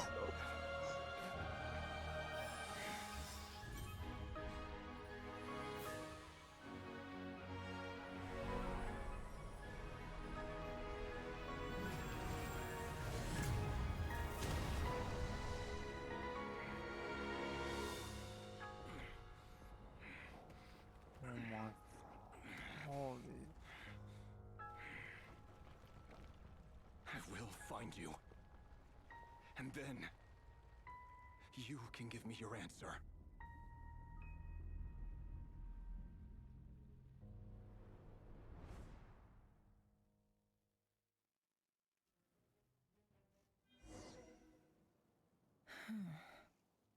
Holy fucking shit.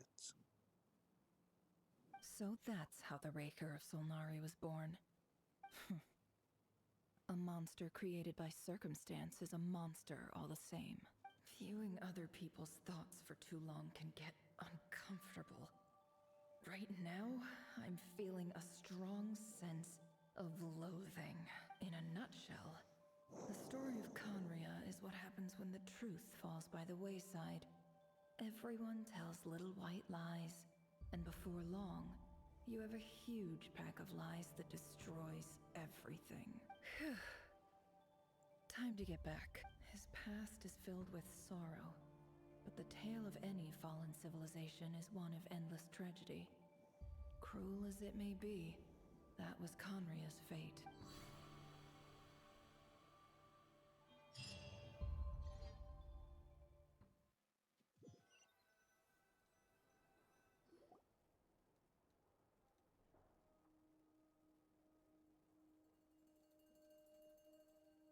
Everyone, I'm back.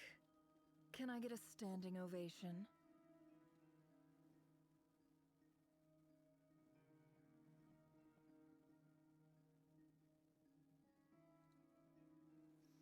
Alright.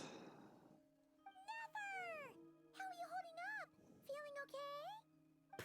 She's fine. Boss is a pro. Yes, I'm fine.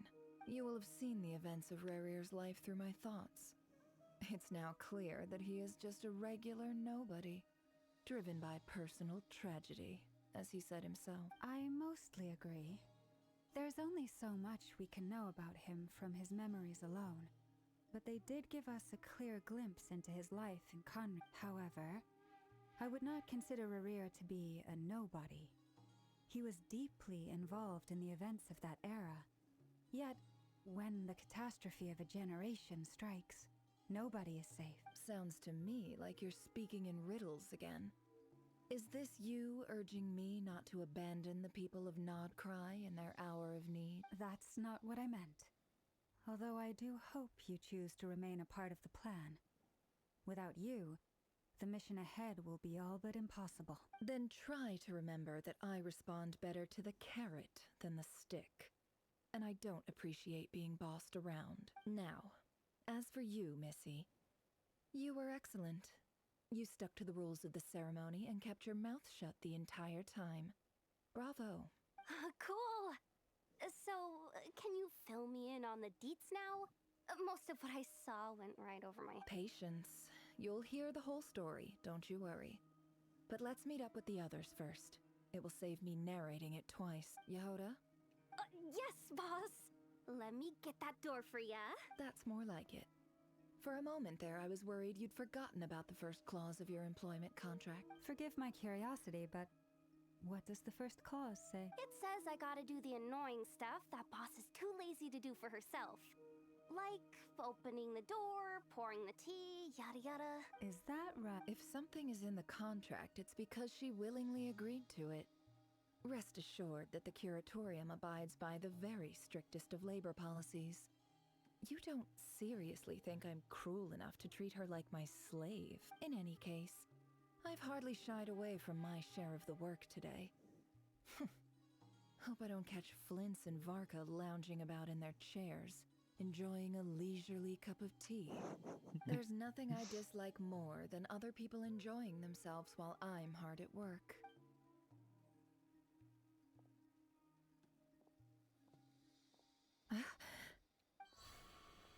Oh no. What happened?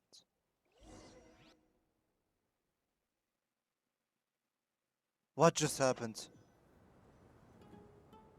Sorry to disturb you, but we seem to have run into some trouble. Evidently so. Don't worry, I'm not about to leave you to fend for yourselves. I'm What not just that kind of happened? boss. I'm sorry. What did you hear me say? Wait. How long have I been standing here? Not long. You just appeared by the door a moment ago. What is going on right now? Boss, what's wrong? You look like you've seen a ghost. We've been tricked. We never left at all. Somehow I hallucinated that whole scene back inside the office. Hallucinated? But how? How indeed. This place should heed my will alone. All thoughts and actions that occur in here are just a result of pawns moving across the chessboard in a carefully calculated manner. And nobody has access to this chess set but me. So you control everything in here? More or less. But has anything like this ever happened before? Only once. It was the first time I used the chess set. Is there any similarity between what happened then and what's happening now?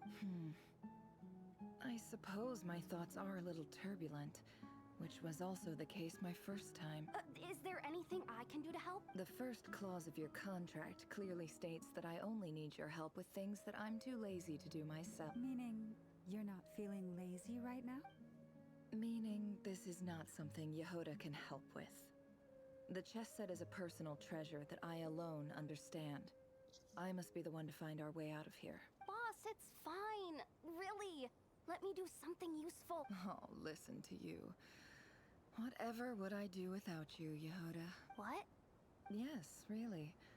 Where would I ever find another employee as obedient and servile as... Oh, okay. Well, anyway, I was thinking of fetching some water. There's gotta be a source around here. I suggest everyone finds someplace comfortable to take a rest. We gotta conserve our energy. Even though all this chess malarkey doesn't exist in a physical sense, mentally speaking, it's all real. And so is our tiredness and fatigue. You don't want to dismiss mental fatigue. Just because it isn't physical doesn't mean it's any less serious. But anyway, I got your backs, so don't worry about a thing. Don't I have the best employees? Jealous much? If we can find a suitable time, I'd love to borrow Yehoda for a day to help out at the Frost Moon Scions. Would you be amenable to that, Boss Nefer? Oh, Lauma. Have I ever told you just how pretty you are? Beauty runs from the tips of your antlers to the depths of your imagination. Okay, lady. Follow me. As we continue our journey, the same rules will apply. That means stay focused and no talking no matter what we encounter. And don't disturb the chess pieces. You have my word that I will get us all out of here.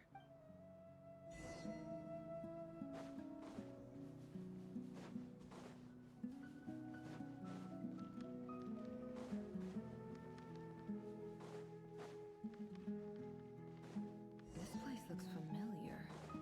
That's not a good sign. There's someone up ahead.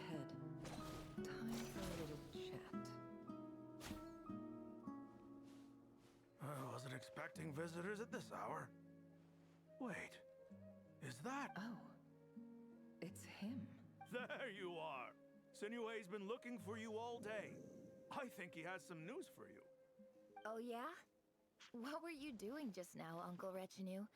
Hiding away some more loose change? I know I saw some Mora. What do you mean, loose change? Oh, come on, I'm too old for this. Just pretend you saw nothing.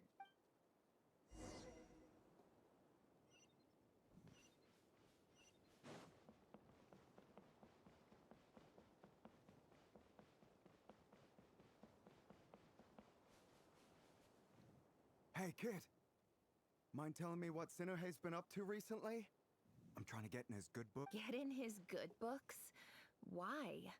What do you want with Oh. my dad, Uncle Apepi? I've written a new song. I was hoping to showcase it at the next festival, but I'll need his approval. A new song, huh? I'd love to stay and listen, but unfortunately, Uncle Retinue says my dad's looking for me. Well, there's plenty of time and I'm not going anywhere. See that pile of stones? I'll be sitting there warming up my vocal cords. Come find me when you're done. Pile of stones. Got it.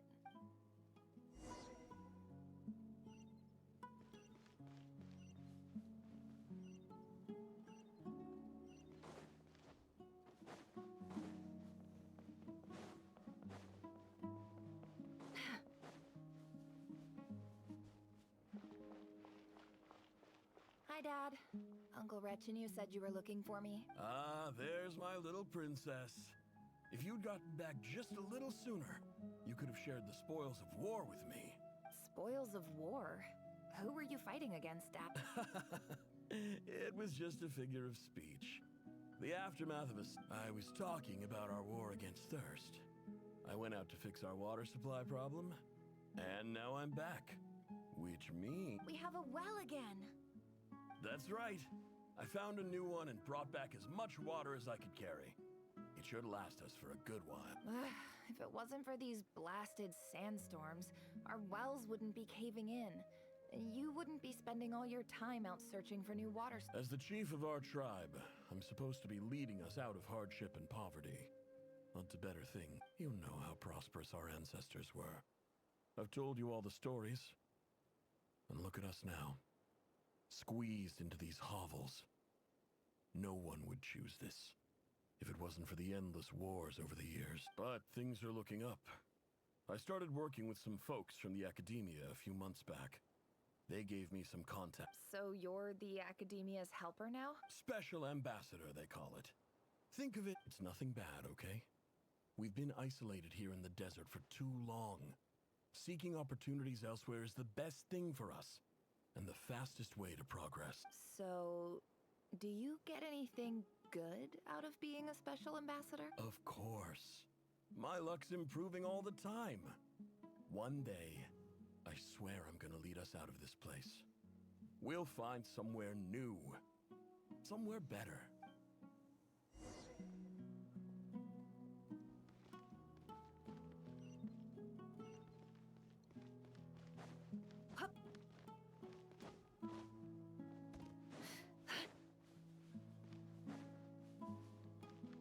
It all adds up.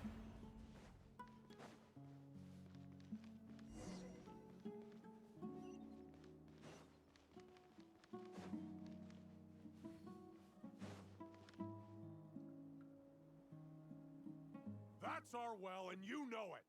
You stole from us. Well, you've gone from chief to thief, and now you have to face the consequences. Did you really think you could take our water without permission and get away with it?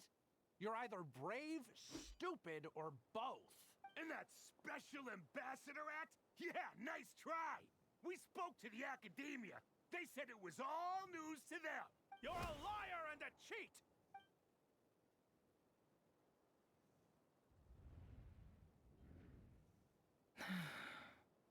I heard Yehuda gasp, but I don't blame her. Most people are terrified by the sight of blood. Corpses strewn across the ground. The wounds are clearly from scimitars and daggers. The desert dwellers' weapons of choice. There's a handwritten note on the ground. Let's see what it says. Halil, this is Sinuhe, chief of the I'll be Shinji right tribe. back. Surely you remember me. Gotta go to the toilet. I was the one who helped you and your colleagues avoid the quicksand in the desert.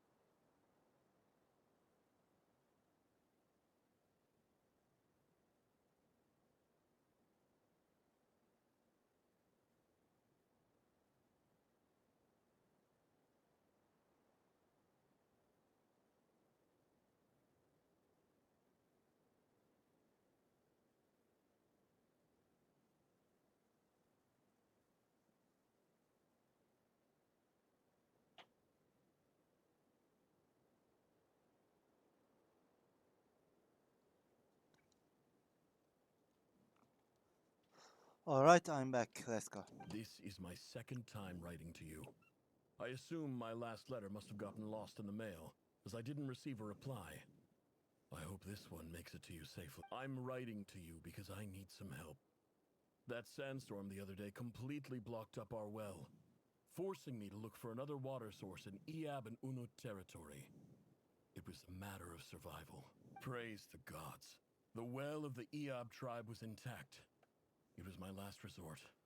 I drew what water I could and left, but not without being spotted. I fear they will retaliate. You told me to write to you if I ever needed help. You said you'd be my ally in the academia. I urgently need you to formally recognize my title of Special Ambassador and send some of your people to assist me for a few days. It's the only way I can convince them that this was the academia's decision and prevent them from retaliating. This is an emergency. Please send help as soon as possible.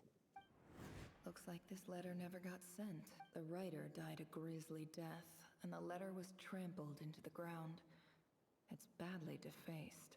What a ridiculous lie the surviving Shimti tell. Their whole village was butchered over a sip of water.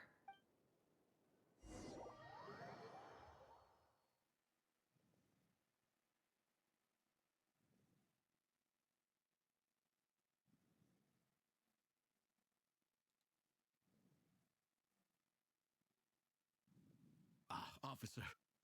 I thought you would at least have the courtesy to provide some respectable libation. This is the finest wine Aru village has to offer. I promise.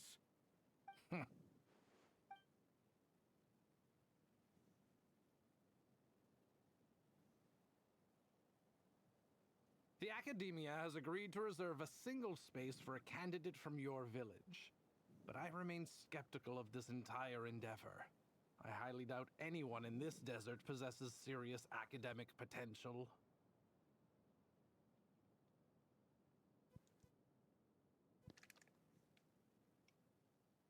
Please, have faith. If not in us, then in our God. The child we found shows great promise. I beg you, take her away from this place. Give her a chance. Don't let her talent go to waste. I don't recognize her. New arrival? She showed up here a few days ago and we took her in. She's a really bright kid. Please help. I'm begging you. So, where are you from? Nowhere special. Just a sand dune.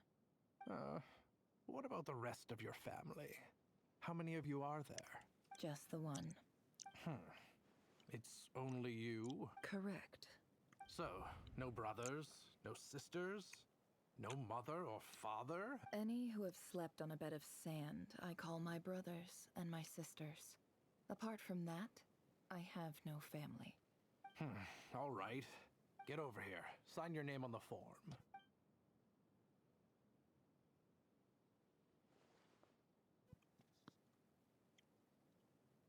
Never? You're rather fair-skinned for a desert dweller.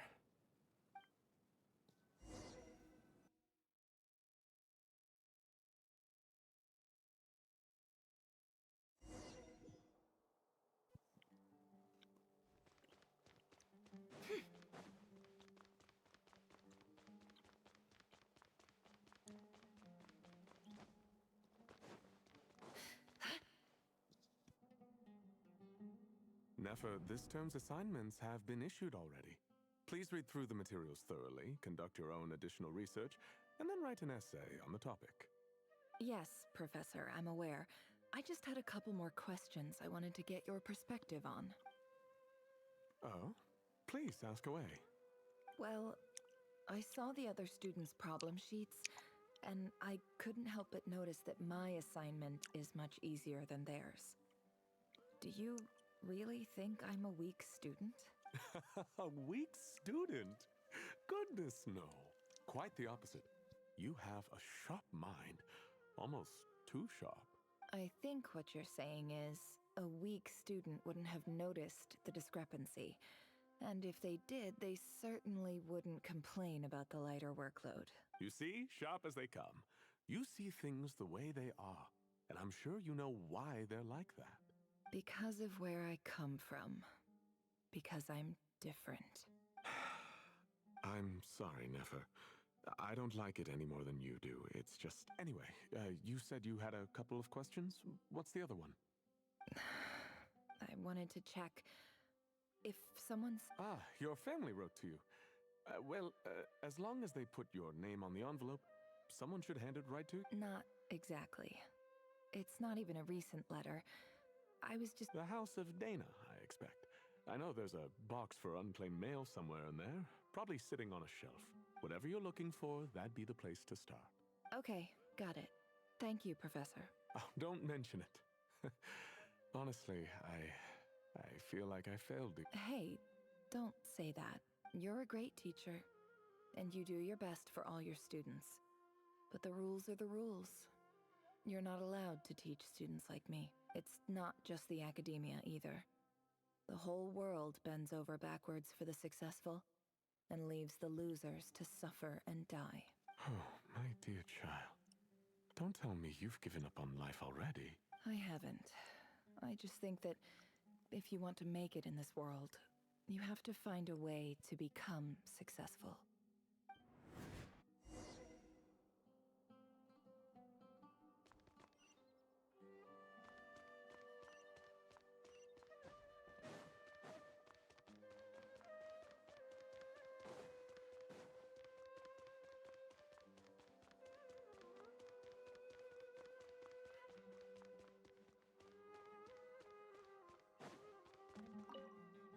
This must be it. A big cardboard box full of unclaimed mail. And probably some letters that ended up here by mistake, too. Let's take a look.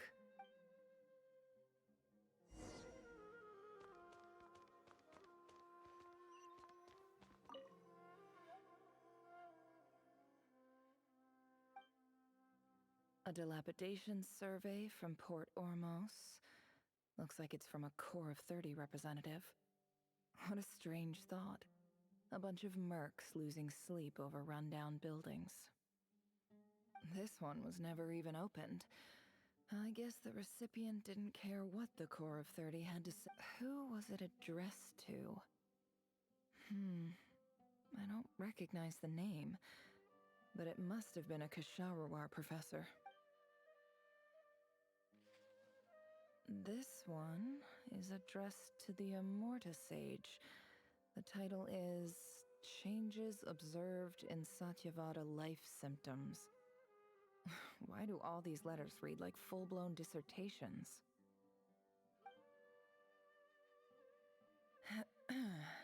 Guided by the incense, we became lost somewhere in the forest. All the barriers between levels of consciousness disappeared as our minds soared around in circles, looking for a branch to seek refuge on. In clinical terms, these symptoms fit the description of incense poisoning. The Immorta Darshan strictly prohibits the use of hallucinogenic substances, but I believe there are still people getting away with it. For example, my neighbor who always breaks out into song and dance after using incense. This seems like something the academia would want to know about. Why wasn't it collected? Wait, what's this written on the back? It's so small. The note says, The sender authored this letter while under the influence of mushrooms. I would send it back, but no return address was provided. Stamp. This next one is addressed to Oh Grand shit. Sage Azar. A few words of protest regarding recent changes in Sumeru's educational policy. In recent years, the academia has taken on a small number of students. However, it appears to me that these students have not, in fact, been provided with as well as receiving dumbed-down assignments and perfunctory tutoring. They do not even have full access to the Akasha system. Education is the fundamental purpose of this institution, which should go without saying in a nation whose founding virtues are knowledge and wisdom. I ask you, is the lip service we pay to the policy of education for desert students truly the standard of pedagogy to which the academia aspires? As Grand Sage, policy decisions are your prerogative, but do not forget your roots. You and I were once students too, as was everyone else in this institution. I do hope you will give some serious attention to this matter. I encourage you to Great letter. Shame it didn't get to where it needed to go. And the sender is... Huh? Cyrus. Cyrus of Spontamod. Dude. I didn't realize anyone else even knew how bad students like me have it in this place. So this is where letters from the Sage of Spontamod end up? Nice one, Grand Sage. Really enlightened leadership. Whatever. This isn't what I came here for. Moving on. I'm not exactly holding out hope that a letter sent from the desert would even make it here.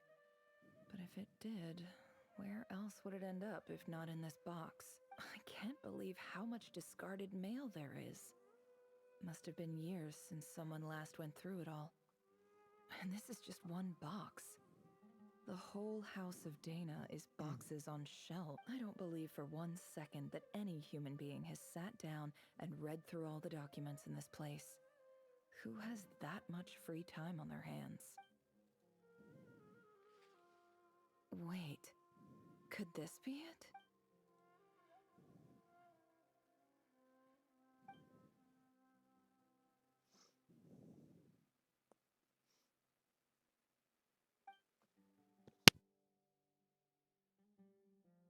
Greetings, Halil.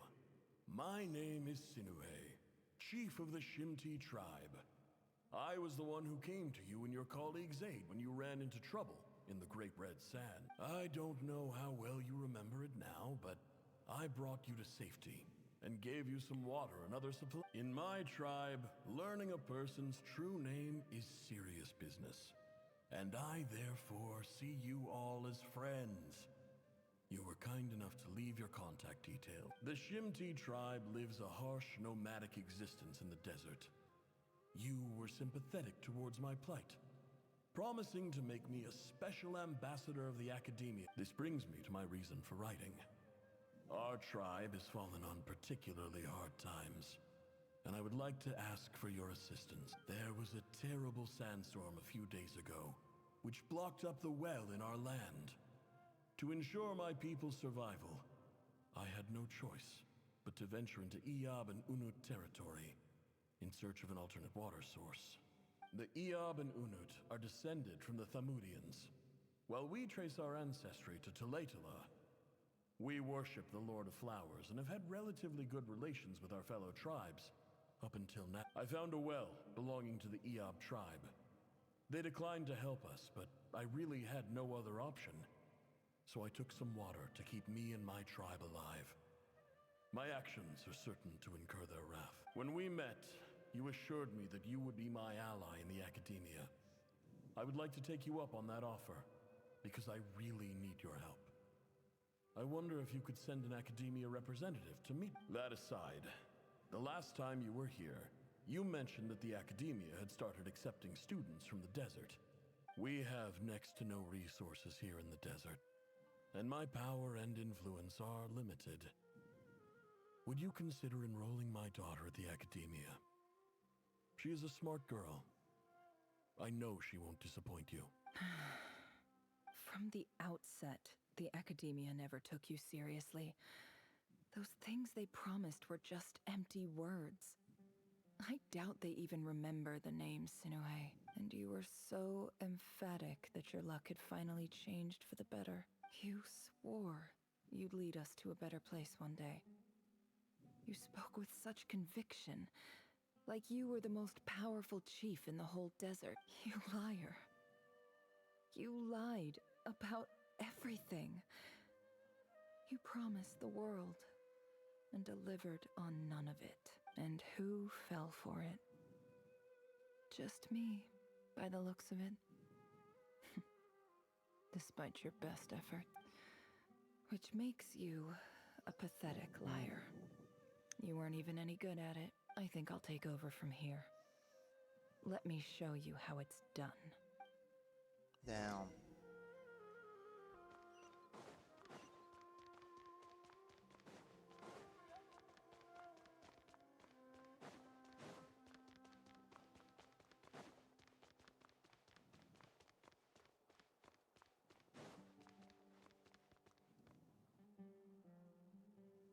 I just came to say goodbye. Thanks for everything you've done for me in my time here. Nefer? You packed your bags. Where are you going? I'm quitting.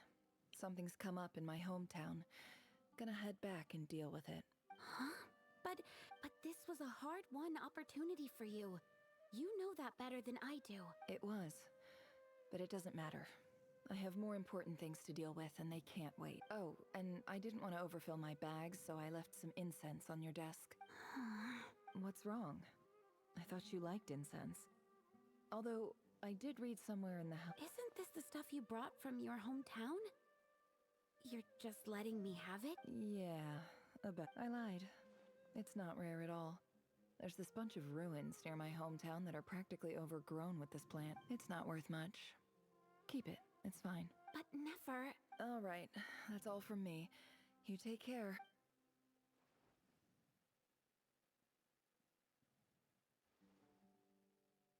Don't forget me, okay? I mean, we're more than just classmates, right? We're friends. Yeah, I'll remember you. I lied again. That incense is worth a fortune, and it's a rare find even in those ruins. And as for remembering her, I have far too much to do when I get back. No time to reminisce. I'll be lucky if I even make it through this alive. But either way, I expect I'll forget you pretty quickly.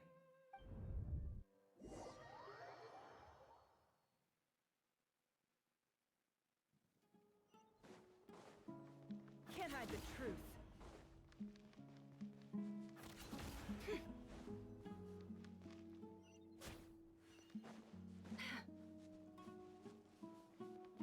No more lies.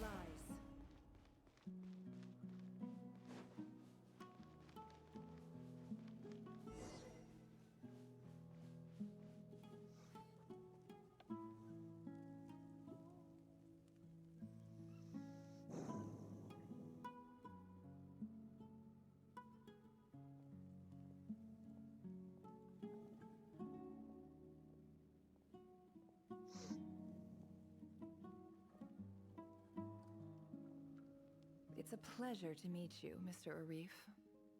So, what does the Academia want? Since they've sent their special ambassador, I assume there's a big business deal to be made. If not, I'd be very disappointed. Please, sir, lower your blade. You're lucky I'm the one they sent. Not all special ambassadors share my admiration for the Eab people. The ever-shifting balance of power in the desert reduced the once great civilizations of this region to rubble and sand. But the story of the Eab has a very different trajectory. Others grew... So, you do know who you're dealing with? This well is the perfect symbol of your strength, is it not? It used to belong to the Unut. You're not wrong. But I'm sure you didn't come all this way just to flatter us. Of course not. I came to bring you some very good news. Some information that recently came to light, which might just be your ticket to freedom. Records uncovered by the Vahumana Darshan show that a certain well currently under Eab control is built on top of some ancient ruins. These ruins are of great archaeological interest to the Academia. I checked the map carefully on my way over here, and I'm confident that this is the well in question. The Academia is offering 50 million mora in return for excavation rights. 50 million? No, wait. If these ruins are as important as you say, 50 million's a little low. Don't get greedy, Eab. We know far more than you think. We know that you seized this well by force. Wasn't that the first step in your rise to power? To drive away the Unut and steal their water supply? So what if it was?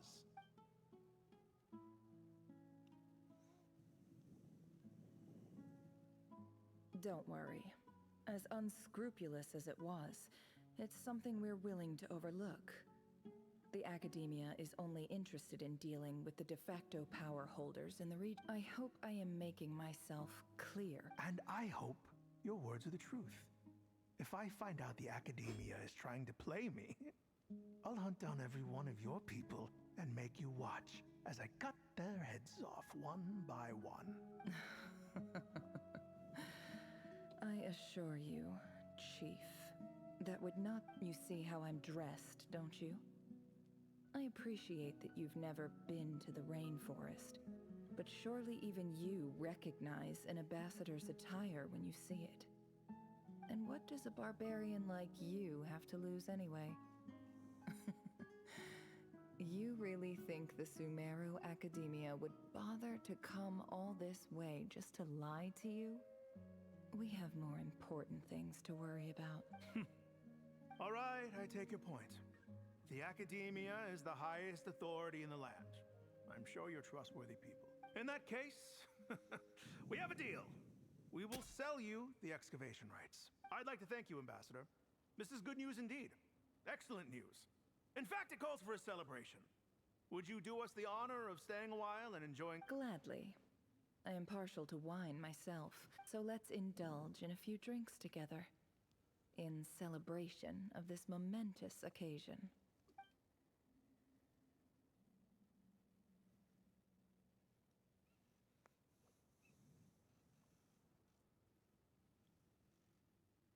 Chief! Chief, it's an emergency! It's the Unut. They've taken the well. What? Well, don't just stand there. Take it back. Yes, Chief. I have every confidence in the Eab's military superiority. And yet... What is it? The Unut's response was alarmingly fast. The day after we reach a deal, they seize the well. This can't be a coincidence. Perhaps there is a traitor in your midst. I don't think so. I am obliged to remind you, Chief, that the Academia will only deal with the de facto power holders. If you cannot regain control over the well, I'm afraid you won't see a single mora of that 50 million. No! Please, Ambassador, just give me some time. I swear the Unut will not get away with this. That well is ours. And so is the mora. Glad to hear it. I will wait here for an update. If there is a traitor, I will find them. In the meantime, make your... Much obliged. Wow. All it took was a few words and I've got him wrapped around my finger. What an amazing feeling. So, in summary, Ambassador, the Academia would rather negotiate with our tribe instead of the Eab, yes? The Eab are ruthless murderers who don't listen to reason. And now they have the gall to interfere in our... So let me ask you, Chief. If you were the Academia, what would you do? Kill them all. Precisely. The Academia does not tolerate those who stand in our way. The Eab have held back our academic pursuits for too long, and our patience is wearing thin. At the same time, there is simply no way that the academia can be seen to be intervening in We have our own rules out here. If the rainforest dwellers raised arms against a desert tribe, you'd start a bloody war. Right. We can't confront them ourselves, but we can support their enemies. The Unut have always had strained relations with the Iab, which makes you our natural allies. Natural allies. Weren't the Iab your allies once?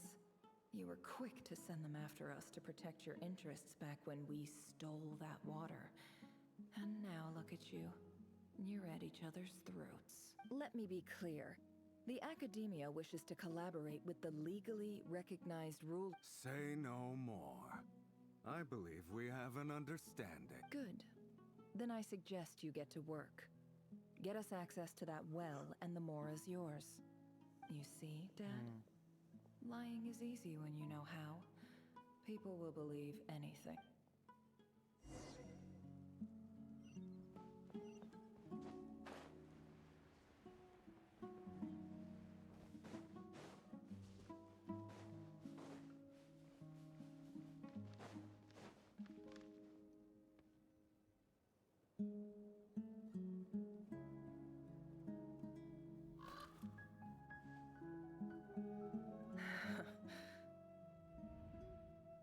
Oh.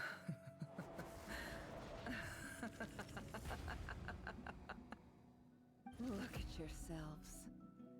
You may be vile, savage monsters, but your butchered bodies bleed like any others.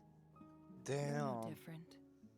You're nothing special at all. The monsters who destroyed my home, they're just ordinary, petty human beings. What a joke. I think we're even now. Maybe I've even done the desert a favor. It's a better place without all these people around. Oh, Sinuhe, my gullible fool of a father. Perhaps if you'd been as ruthless as I was today, our tribespeople would still be alive. But you couldn't do what had to be done. So I did it for you. Nefer, it's okay. All of this is in the past now. I believe I remember you promising to remain silent. Yeah, but... Yehoda, is there anything you can do to ease the tension? Alright, time for... So, anyway, that's enough. Feels like we've been walking forever. I'm getting pretty tired. Oh, Alma, Yes, if we can find somewhere to sit down, I could certainly do with a rest. It's not far now. There should be a temple just up ahead. Yes. Really? A temple? I guess that's how things go in the desert. Desert dwellers can never escape their destiny. Or so everyone says. I never wanted to believe it, but looking back now, I'm as desert as they come. You mentioned a temple. What's my biggest trade secret of all? Ah. Then I'm guessing it's where you got your power from. The power to peer into other people's minds. I didn't know you were clued up on any other religion.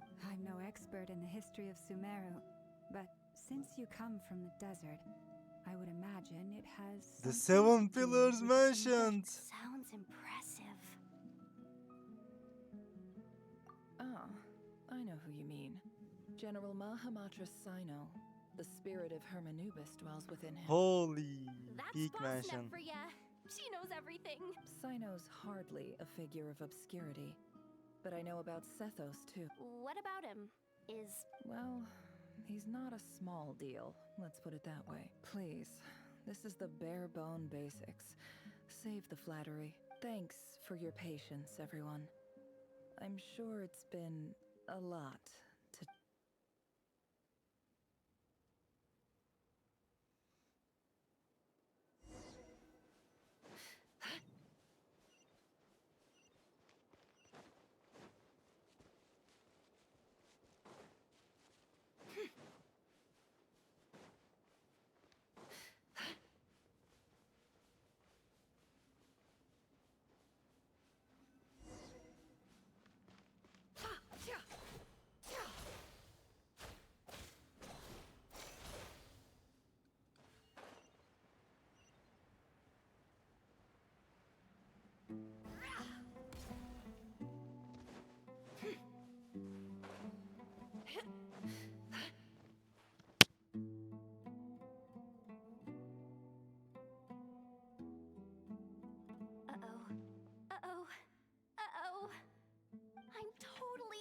depth here.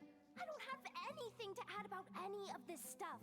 Like, look at that statue, for instance. I want to do the whole name dropping, this girl knows her stuff thing too, but I've never seen anything like it before. A statue with the head of a bird. That's Thoth, the Ibis King. The Ibis King. King. One of the seven pillars of King Deshret. The legends say that he, the Crocodile King, and the Goat King were the three retainers of King Deshret. Let's take a look. Oh shit, a cutscene?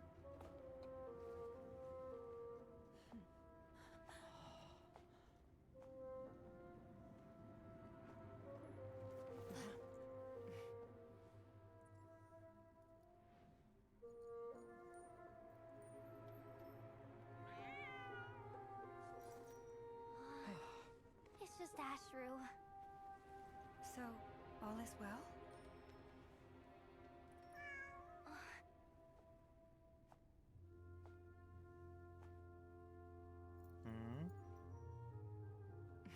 What is going on? Typically speaking, at this point, the world disintegrates.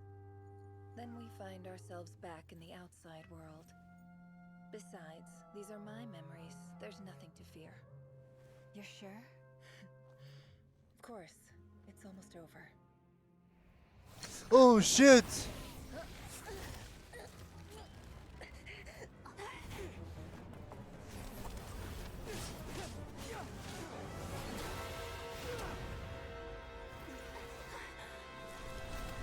No!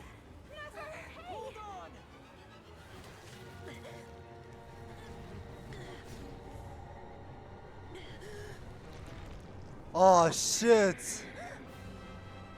Knowing too much is always a death sentence.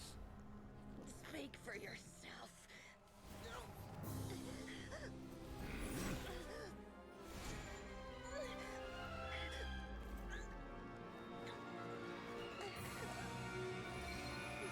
Shit.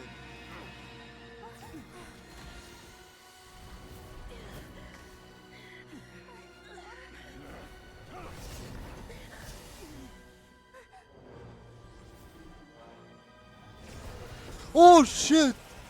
Dainsleif? How repulsive. Oh!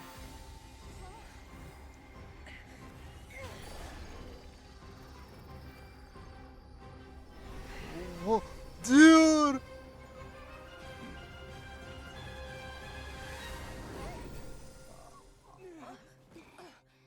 It wasn't.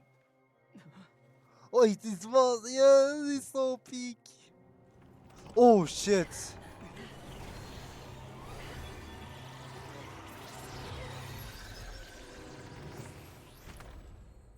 Holy shit.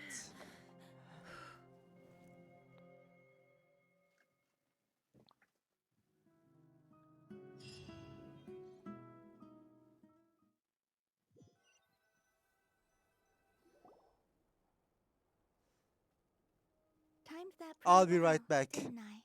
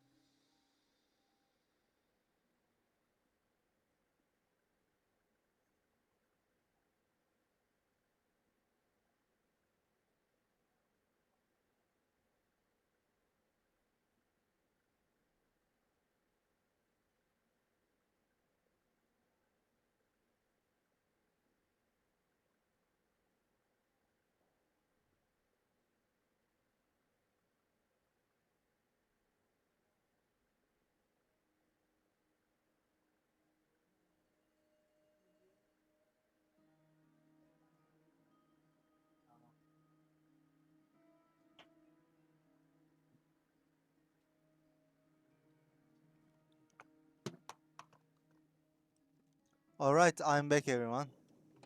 It's okay. I'm just glad no one was hurt. Paimon noticed you doing something too, Dainsleif. Were you helping get them out? Of course. When I asked Nefer to conduct this investigation, I was not naive to the dangers involved. I had a duty to ensure your safety. Good to know your sense of justice is still intact after all these years. I take that to mean that you saw the truth. That comes as a great relief. I certainly did. And thanks to your help, I also managed to trap Rerir inside the chess set. Whoa, really? How'd you manage that? Well, to be honest, I sensed that something was wrong long before we made it to the temple. By using this fragment to probe into Rerir's past, well, the monster formerly known as Rerir. It seems I alerted him. I was tracking him, then he caught on and started tracking me too. Can't say I'm surprised. Damn. But how did he track you through your thoughts alone? That shouldn't be possible. Rerir was a secret agent who reported directly to the Vinster King. He is an expert at finding a trail and hunting down his pursuers. No wonder. He infiltrated the chess set, read my thoughts, and built a new virtual chess set inside of it. That's why we weren't able to leave at first. Speaking of your I chess see. set, it's quite a remarkable item. Would I be right in thinking you have some connection to King Deshret? You overestimate me. I only have a connection with one of his... You all saw how this came to be. A long time ago, the Eab massacred my tribe, the Shimti, in our home village. A few years later, I enrolled in the academia, where some new information came to light. The Unut and the Eab fought a bitter battle over the rights to a well, all for the sake of a non-existent 50 million mora. The Eab ultimately won that confrontation, but the final blow to the Eab came at the victory feast, when an Unut assassin beheaded their chief right before my eyes. The remaining Eab fled and have been scattered to the winds ever since. Having gotten my revenge, I returned to my hometown, where to my surprise, the nearby temple was still standing. There it was. As I stood there gazing at the temple, I noticed a cat just outside. This cat, as it turned out, was home to the spirit of the Ibis King. He led me to a gate deep inside the temple. And there, he made a deal with me. This chess set is my gift from the Ibis King. The chessboard within is made to the same specifications as the one in the mausoleum of King Deshret, and represents his power of piercing analysis. With this chessboard in its container, I gained a certain ability to perceive hidden secrets. Now, you could conclude that the Ibis King simply wanted to give the people of this world the power to seek the truth. But I don't believe that's the full story. Every god plays favorites. Their hearts are as fickle as any human's, full of secrets, perversions, egotistical tendencies. But precious few gods are willing to admit this. It is the same with all powerful forces, including fate itself.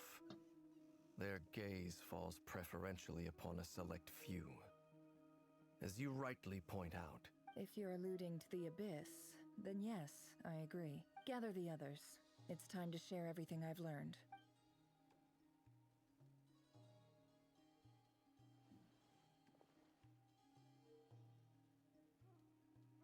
Thank you all for being here. As promised, I did some further investigating into the Raker of Solnari's background. I am pleased to report that the investigation has been most fruitful indeed. The Raker of Solnari, real name Rerir, was once a Conrian subject who served the Vinster King. I will now share the important details of his story. Please save any questions or comments for the end.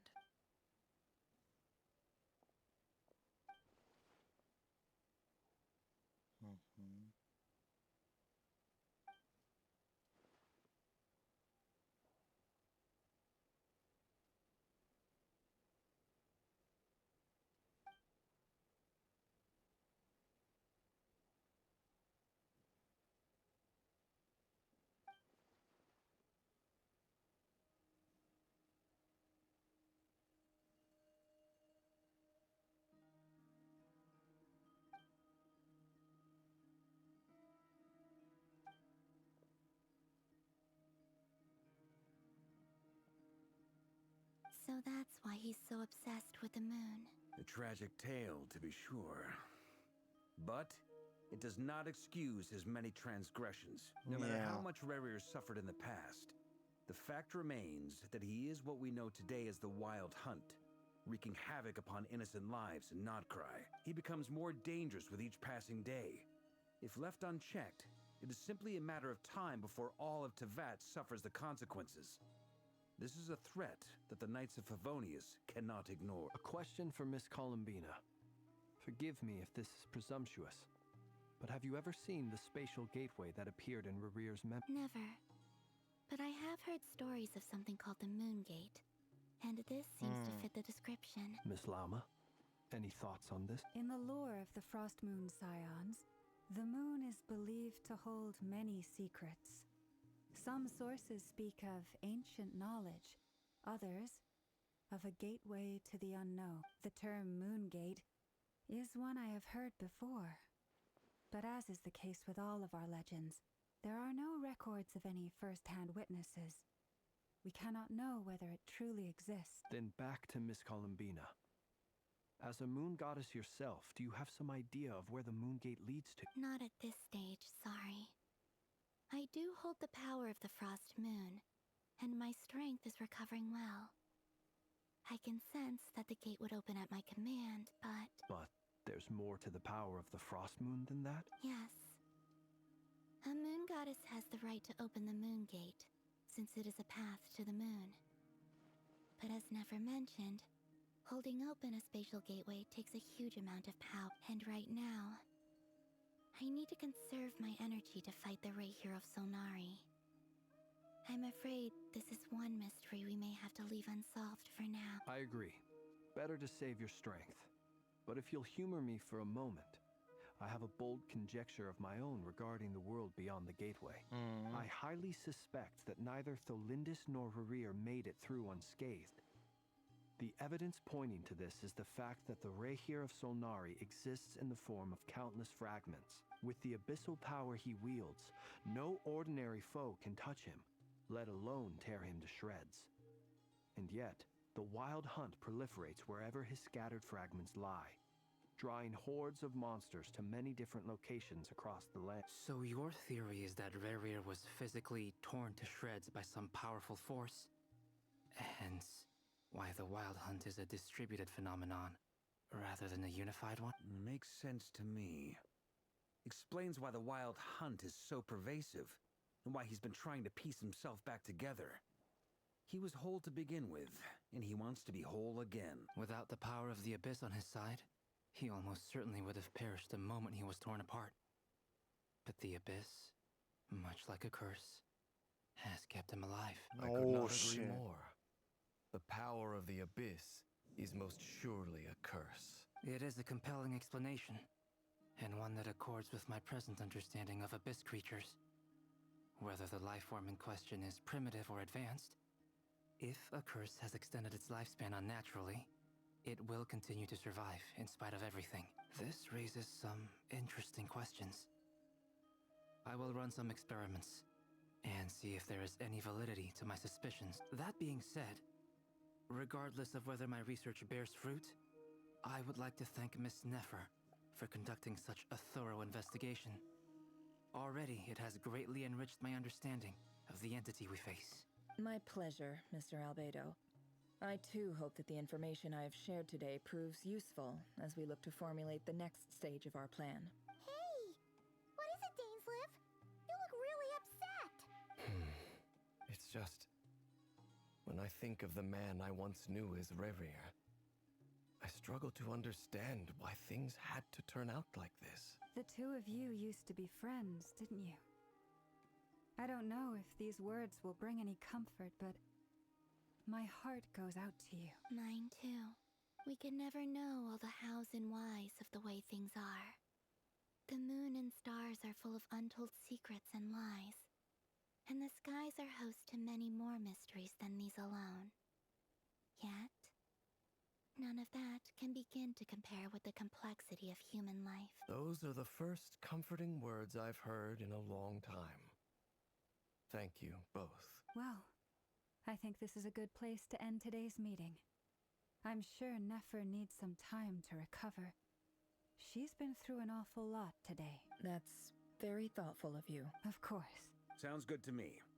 Take some time to rest and digest before we reconvene to nail down a plan.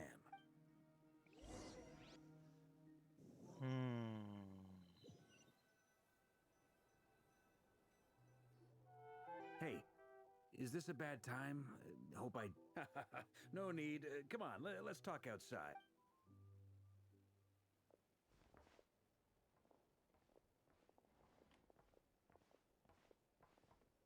Anyway, Nefer went back to the curatorium to get some rest. But before she left, she shared some things with me that I thought... Firstly, although she managed to trap the Raker of Solnari inside her chess set, there's no guarantee that the power of the Ibis King is any match for one of the five sinners. Their powers are beyond our comprehension. It's only a matter of time before he finds a way to break out. We have to come up with a plan and take care of him before that happens. Makes sense, yeah. My mom figured that might be the case. Well, I asked her that same question. She talked for a long time, but for the most part, it seemed like she was trying to convince me. It felt like some kind of sales pitch, you know? The kind where you end up handing over Mora against your will? Anyway, after all that, she finally answered the question. 2 days, at most. 2 days? Holy moly! Can we even recruit enough help in that time? That remains to be seen. Which brings me to the second issue. Dainsleif is obviously conflicted about this whole thing. But given how little time we have, there's no way we can pull this off without his help. You have some history with him, right? Do you think maybe you could talk to him? Great. I appreciate it. All right, on to item 3.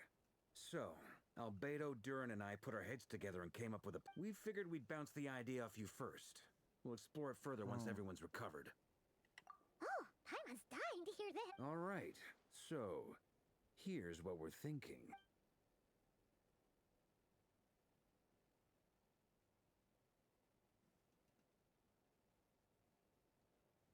We felt a little uneasy about roping you into this.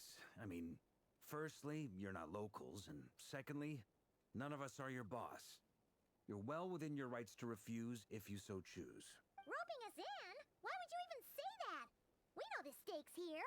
It's all of us. I choose my words very intentionally, I'll have you know.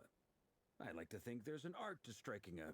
Sir Varka, I have a few thoughts about this plan. I'm all ears. I think we can be more flexible with how the roles are allocated.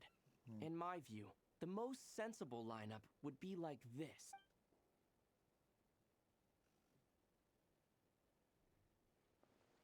I see your point, yeah. But if that's how we're going to approach this, you'd better make sure you're ready. To be clear, I don't doubt your abilities. Far from it. I just want to make sure. Are you really willing to take all this on? I want to do everything within my power. The Raher of Solnari is a truly fearsome opponent, and if I do my part, it'll greatly reduce the risk for everyone else involved. Well, that tracks with what I've heard. Jean's mentioned in her letters that you're so diligent it's almost abnormal. As in, most people weigh up the risks and rewards in situations like this. But you seem to just march towards danger without a moment's hesitation. Of course, everyone appreciates a fearless pioneer. But all that aside, I'm the Grand Master of the Knights of Favonius, and you're our honorary knight. I want to make sure your courage doesn't come at the expense of your safety. Thank you, Sir Varka. I should be the one thanking you. It means a lot to have you on board. I'll give some serious thought to your suggestions.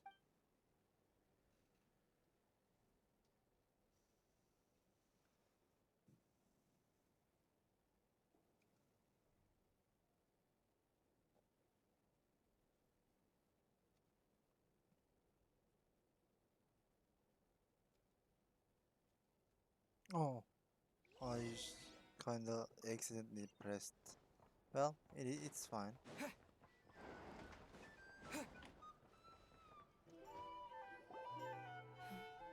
This is a thorough plan, but I do have one last question before we take action. How can we be sure that our enemy won't leave the designated area?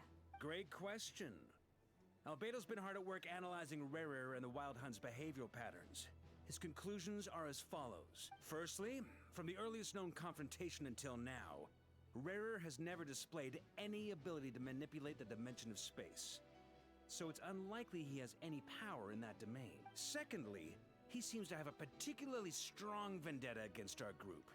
If we put him in a fight-or-flight situation, he'll choose to fight every time. Thirdly, finally, and most importantly, he is consumed by hatred, both for the moon and for his enemies. Turns out, we tick both of those boxes. We have a reincarnated moon in our ranks, and a spy who accessed his private memories without permission. He'll be baying for blood, not looking to escape. As someone who's had their fair share of interactions with the Wild Hunt, those all seem like valid observations to me. Understood. Then I will defer to the verdict of the group. Well, everyone, that's the plan in full detail. Albedo and Durin are carrying out their part as we speak. Plan approved. Scheduling. Okay, any firepower you need, I got you covered. Let's light this baby up. The Frost Moon Scions are behind you as well. And the rest of you? No objections? All right, then it's settled. This is the plan we're going with. Next up, an old tradition of mine. Anyone who wants to back out, now's your chance. Wait, we can still back out of this? Everyone says things they regret, right? I don't want anyone feeling trapped because their mouth said yes before their brain had time to think things through. A very people-first approach. I hear that's common practice in the Knights of Favonius. Who'd you hear it from? D-Luke? Oh!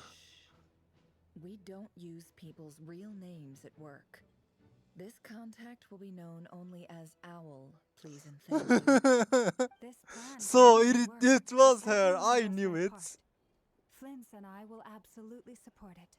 We shall indeed. You'll be glad you accepted our help. Also, you are the last person I expected to see here, Miss Dory. It's not often I get called Dory in a work context. My peers usually call me Lord Sangamabe. So, the longer your name, the higher your net worth. Is that the idea here? In that case, Mr. Flint's here must be worth a fortune. That's right, I know your full name. It's... The walls are thin here. I'd appreciate you keeping that a secret. Okay, fine. I'm actually only here as a favor for someone else. Do you have any idea how much it would cost to hire me otherwise? Oh, does this mean someone out there actually has the power to boss Dory around? It most certainly does not. We have a long-standing and mutually beneficial business partnership. She's actually the mom of a friend of yours. It's Said Alice. mom supplied me with a great little trinket, but now that lady's ruined everything. If I don't start building a little goodwill now, my whole business in Krai is gonna go down the drain. Okay. So what exactly is so special about this pendant? It's a lucky charm that a great mage made for me. We have a business relationship, and she was worried that something bad might happen to me.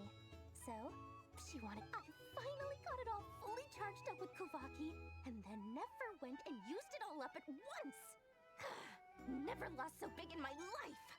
You're right. It was all my fault. I didn't mean to drain all the Kuvaki in the pendant, but I'll make it up to you. You will? Well, in that... I knew you'd say that. Well, it's yours if you want it. In fact, take it now. I'll even throw in a free Raker of Solnari. Deal? You're putting me in a difficult position here. It's a very useful thing to have around. But I have a funny feeling it won't be around much longer. I guess we'll see in a couple of days. Looks like bankruptcy for me. Hey, don't be so pessimistic. See this through and you never know. You might find a new business opportunity on the other side. Okay, man.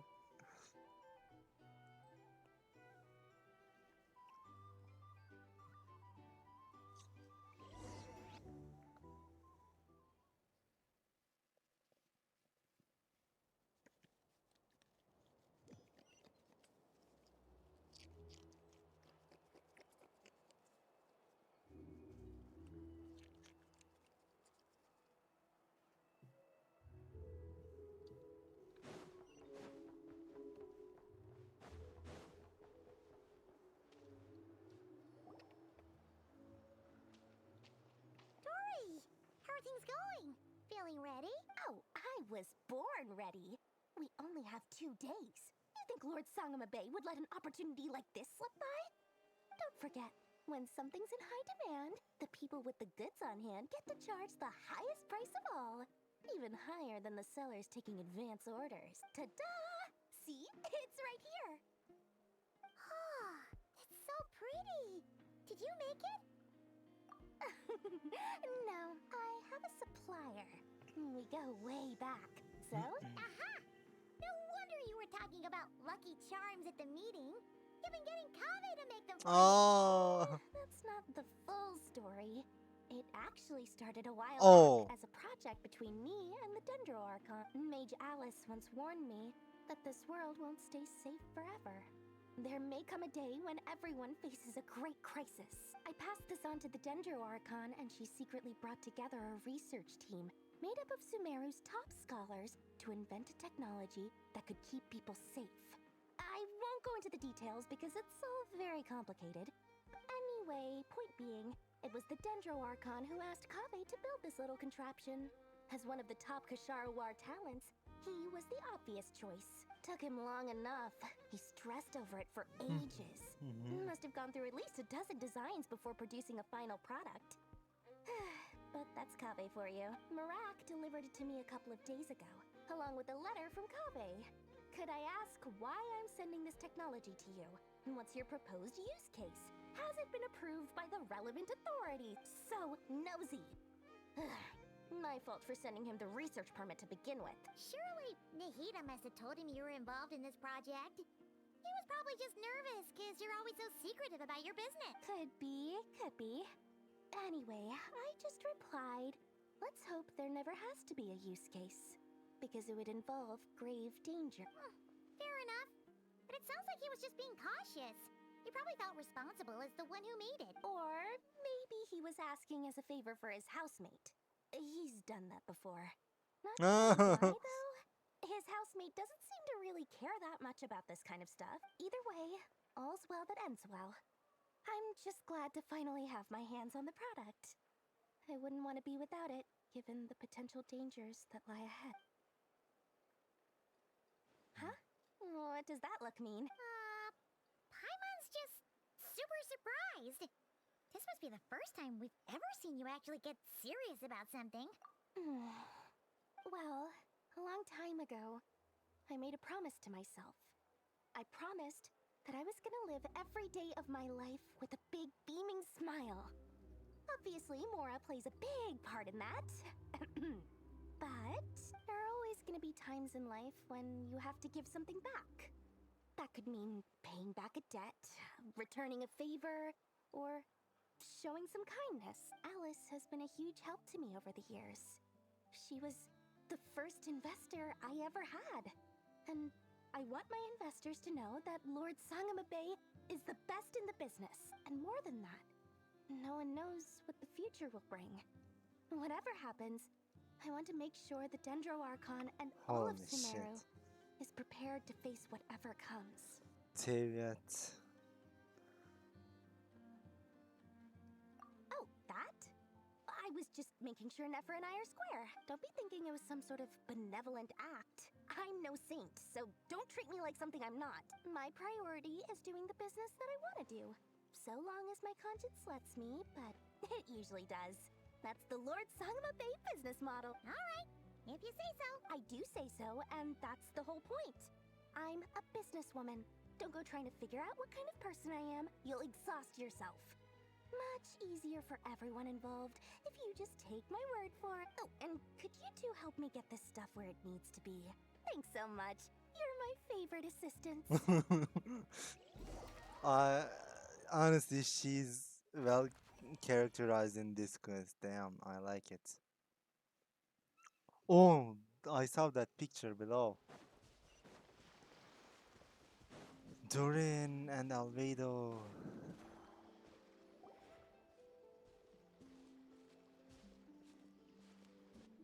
Traveler, Paimon, it's good to see you.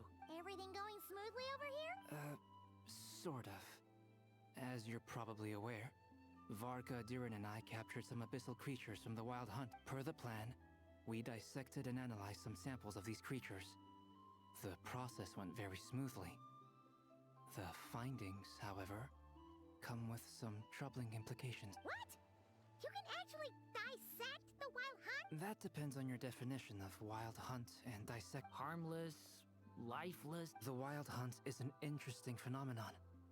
In and of itself, it doesn't seem to possess anything akin to a human personality. But taken as a collective, the medium through which the wild hunt is summoned does appear to have a soul. Master griped a lot about the wise Horoptotire, and seemed somewhat fascinated with the foul Certology. But she barely mentioned Rerir at all. I don't think that was because of his lower social standing, though. Anyway, it's a pity. I should like to hear her thoughts on the nature of the life form he has become today. It's a strange mix. The furious energy of an abyssal being channeled through a fractured physical existence. A consequence of being torn apart by an unknown path. Perhaps the only explanation for his survival in this state is that he sacrificed a degree of individuality in exchange for a continued existence. Oh, sorry. Once I get talking about interesting research, I have a tendency to go on indefinite. Back to our research findings. Essentially, they confirm my hypothesis. Rerir's corpse is completely contaminated by the abyss, and the effects are irreversible. You could think of this as Rerir in mutated form. But in my view, even that would be inaccurate. In reality, his whole being has been consumed by the abyss. In other words, he is now nothing more than a manifestation of abyssal power. Unfortunately, at present, we have no means of completely eradicating abyssal power. Hence, we cannot fundamentally destroy the Reir of Solnari either. Oh, that's terrible news. So, that's it? We can't defeat him? Not even if we get the power of the Three Moons? Miss Columbina's situation is a difficult one. She can never achieve wholeness when the world does not accept her presence. It's as if her creator banished her to a place she can never be accepted. It means she spends most of her energy just on her own survival. Given the circumstances, it's only natural to despair. But we must see this plan through to the end. Time to kick off the backup plan. Oh, Paimon almost forgot. This is for you. Dory asked us to bring it. Ah, how wonderful. Well, thank you for making the trip. Durin and I will be heading off shortly. I'm sorry I won't be there to protect you in person this time. Please be careful. All right then. Stay safe.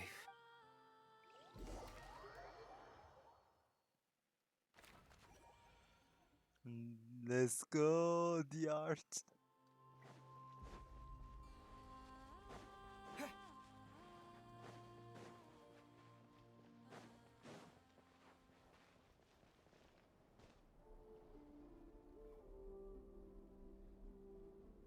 Miss Lauma, is everyone here? Yes. The fate of my flock is in your hands, Grand Master Varka. Please keep them safe. My lady, what are you saying? Within the next 24 hours, we will face the biggest crisis the world has ever seen. This is not a burden that we deserve to bear. But I believe that we reap what we sow in this life. So I intend to act. I must do what I think is for me.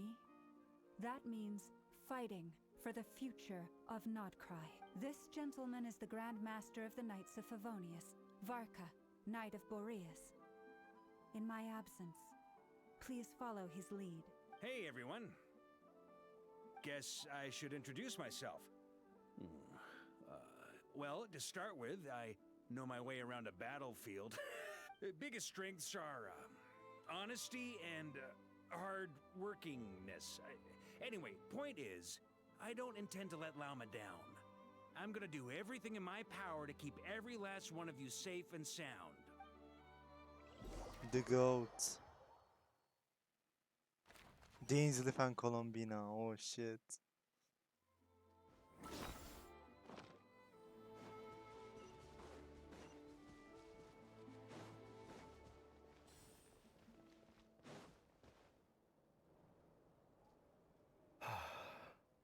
Something on your mind? Miss Columbina, was it?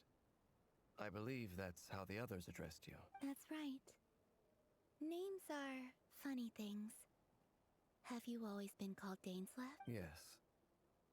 I take it your own name has a more complicated history. I have a different relationship with names than This other is just people. so crazy To to be me, man. honest, Like I'm being not even able to sure see that this. Kalamina is my name. At least, not in the same way that Dainsleff is yours. But it's what everyone calls me, and I go along with it. A lot of my life has been that way. I get so used to things that I forget to question why they are so. I never used to think much about where names come from, or what they mean to people. Maybe something's wrong with me. You're different from other people. I sensed it the first time we met. You're more perceptive than most. I'm sure your long life and rich range of experience Do you ever find yourself missing Conria, Mr. Dainsleff? Difficult to answer. I have dreamed of the past many, many times. Sometimes I'm fighting tooth and nail. Other times I'm lying on the ground, defeated. I don't recall any happy moments from that time. It has been too long. Is that because hatred survives longer than love and affection? That would not be for me to say. I make no excuses for the grudges I bear. But whatever the reason, I remember little that was beautiful or sentimental. Thank you for your help with the Rerir situation. Without your efforts, I never could have learned the hidden truth of his story. You're welcome. I know he's your friend. Friend? He betrayed me. And I never really understood what he was going through in life. Some friendship, that is. Okay. So, do you plan to fight him with us? I... You see, you're torn. Now you know what really happened. You see the things he's done in a new light. I need some time. Of course. I completely understand. Anyone else in your position would feel conflicted too. Actually, I went through something similar myself recently. Something happened that changed my perspective on a situation. A situation I took for granted at the time, but now I feel very grateful for it. You mean the Harbingers who still support you, even though you've left the Fatui? Yes. I always thought they were only helping me because Harbingers are forced to work together. But then I abandoned them. A warrant was even put out for my arrest. And even now, they still support me. Which means I was wrong about them all along. Clearly, they view you as a friend. I feel a little guilty now. I regret not seeing her help for what it was, and not treasuring it. I see the guilt that you're feeling now, because I feel it too. Hopefully, talking about it will do us both some good. Have you noticed that the Traveler and Paimon are over there? I think they've been listening. Huh. Shall we say hello? Sure. Hello. Ah! They caught us!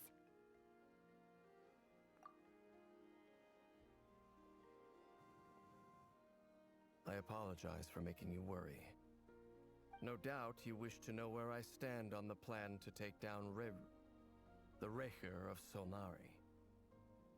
I'm afraid I need a little time, but I will seriously consider joining you. You will? Oh, thank you so much! Everyone will be so grateful to hear that! They needn't be. This was something that I was going to have to face up to eventually. That doesn't matter to them.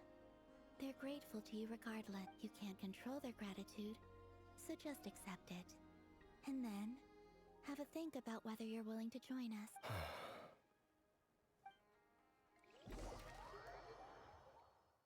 No. It's nearly showtime! Let's go rendezvous with the others. You know the place. Displaying right before we fight him.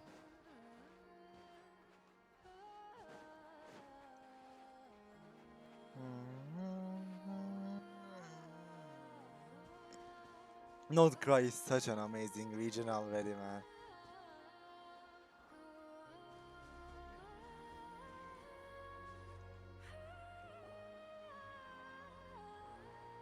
Ah, you're earlier than I expected. Hey, Flint's! Been waiting here long? Not too long. I came a little early so I'd have some time to think. Are you nervous about the battle? Quite the opposite. I'm reminiscing on my past battles. When I was awakened by the Ratniki, I had not touched a weapon in many years. I felt like the battlefield was not where I belonged. But after waging war against the Wild Hunt for so long, I came to realize something.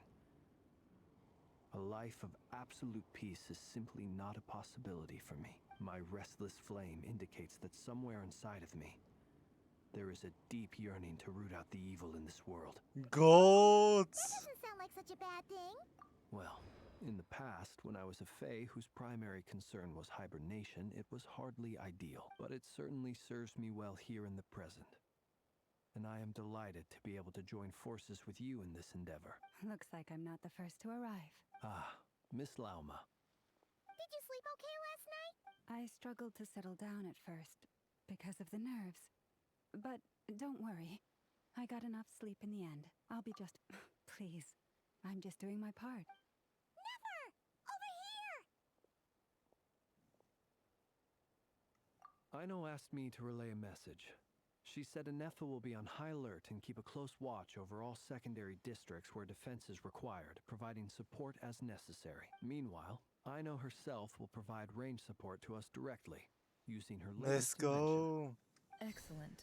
My thanks to all involved. The chess set's looking a little unstable. Won't hold him much longer. We should be prepared to engage at a moment's notice. No sense sitting around waiting. Let's make the first move while we still have the option. I agree. Paimon, find a safe hiding. Got it! Be careful, traveler! I will. Let's go. Let's go! Everyone, take your positions as soon as the battle starts. Every ounce of strength we have in our bones, let us bring to this fight. Ready? Let's go. Let's go! I've seen all your futile ploys before. You have become the authors of your own demise. I wouldn't be so sure about that. You are merely a moment of sport before I tear down the moon. Let's go! It's time!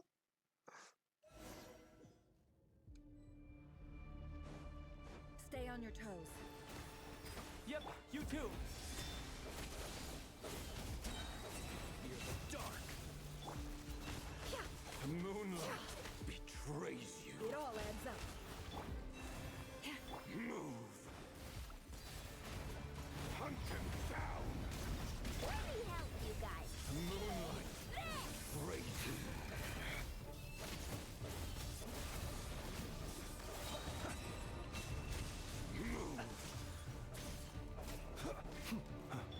Go! The moonlight. Move. Seek within. Stay your hand. You poor lost lamb. For Moonlight the everlasting. betrays you. Futile. Observe. Night falls. Steady now.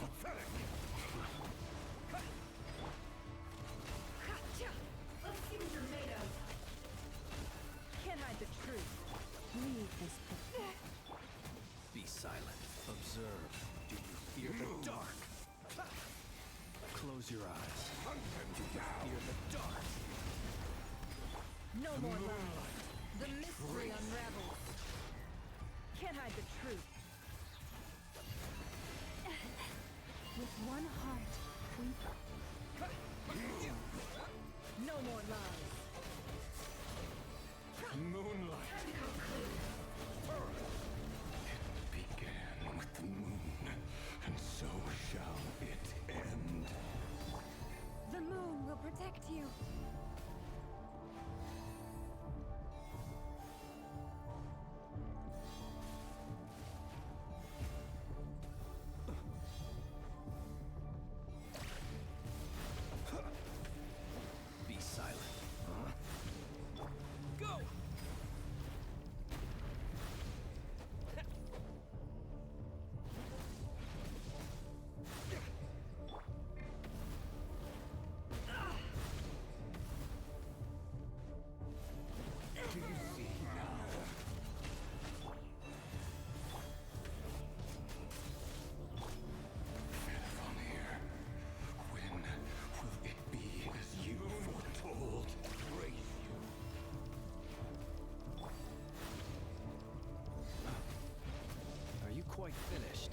Close your eyes. Your foul spirit is not welcome here.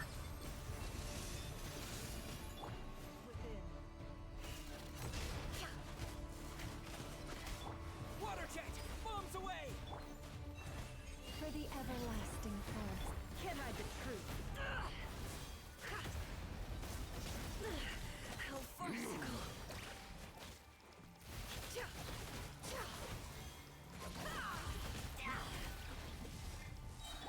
Go! No more lies. The deception ends. Pathetic. Hunt him down. The moonlight betrays Leave this place with one heart. Wipe out!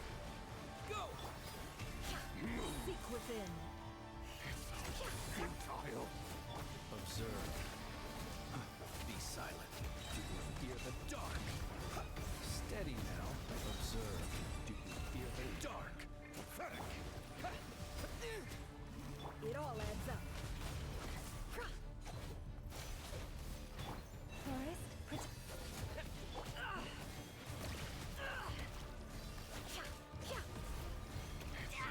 Futile. How unfortunate. Hunt him Can't hide the down. truth. The deception ends here. Water jet! Pathetic. for the everlasting forest.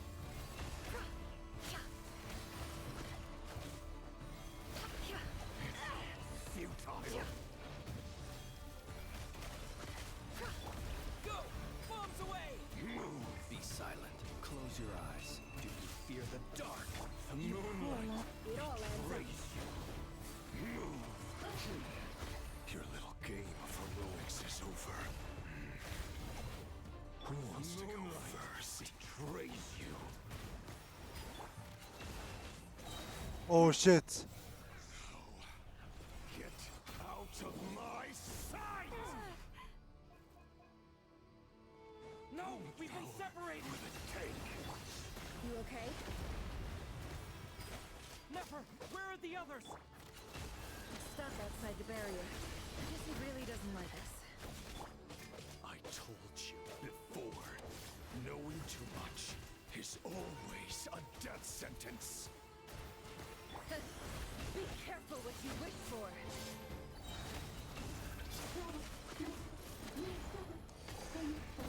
Lama!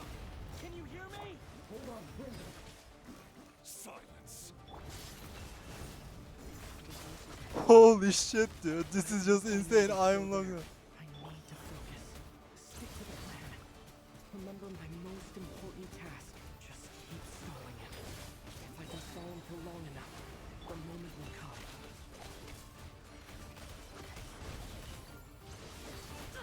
Absurd. Let's see what you're made of. What the fuck?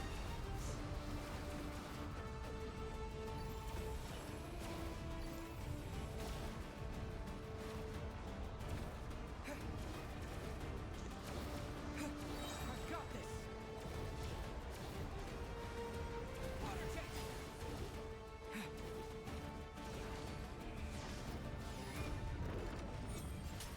Holy shit. Shield's broken. I can't keep this up. Don't push your luck. How much power will it take? The music though, holy fucking shit.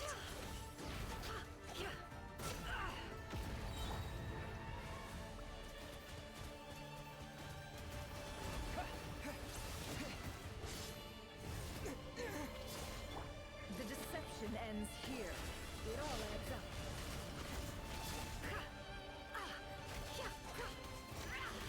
Can't hide the truth. How unfortunate.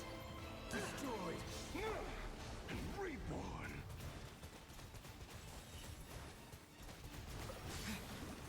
Bombs away! No more lies.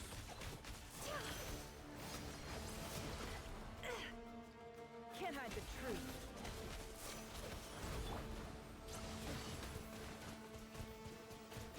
Go!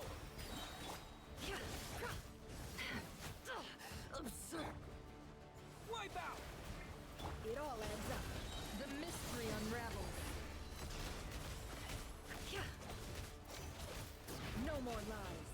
Time to come clean.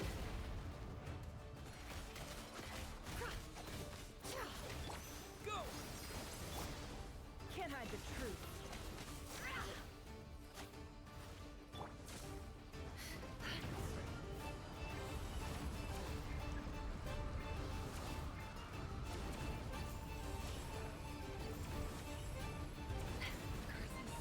There's no other way.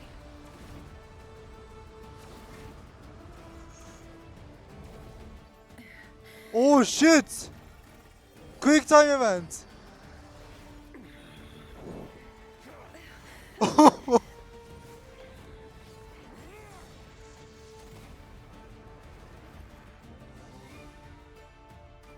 The only way to defeat Rarer is to borrow his own power. That means Columbina will have to disappear while you two bear the brunt of his attacks. You have to hold on. Find a way to keep him focused on killing the two of you.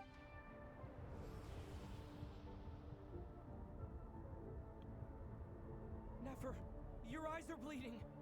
Holy shit, what the fuck? You'll be powerless to resist, and then I will reduce you to dust.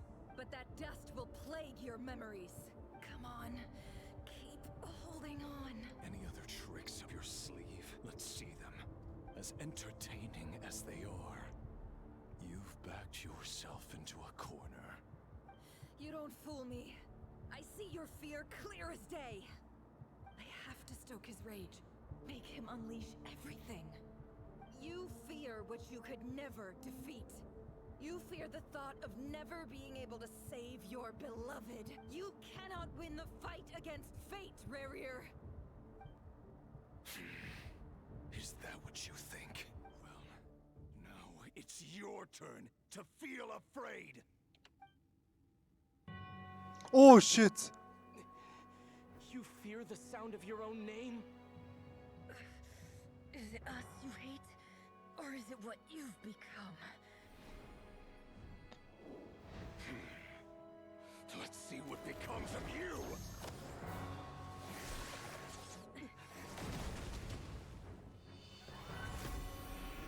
Oh!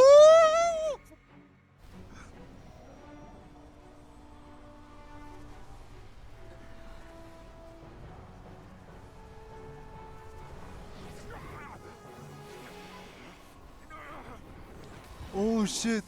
Happening. That power. I've seen it before. Yes! His power is on another level. We'll need to use an alchemical array to convert his power into a usable form. Then quickly channel it into Columbina, rendering her powerful enough to compete with him. I'll join you. I can help. If I release enough abyssal energy into a confined space, it'll create a potential difference, allowing us to extract a huge amount of Oh! energy. Holy shit! Synchronize with everyone's minds using pyro, then give you temporary access to their abilities and fields of view. But it won't last long. Can you see? Well enough.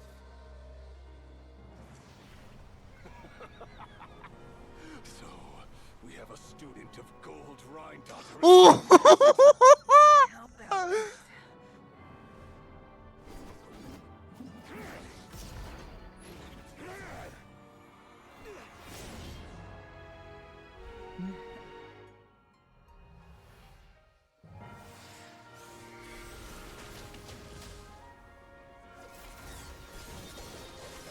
Holy shit!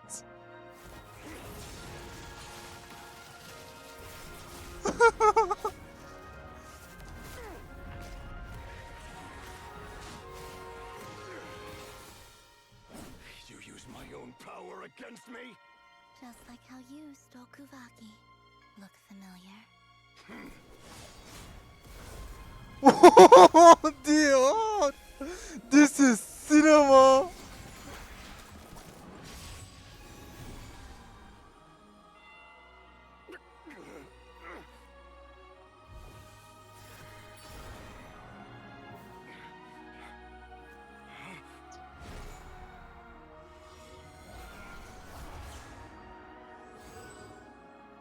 Don't you realize you don't have the power to hold that gate open?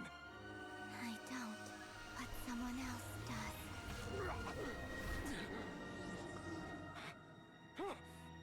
Goodbye, Rerir.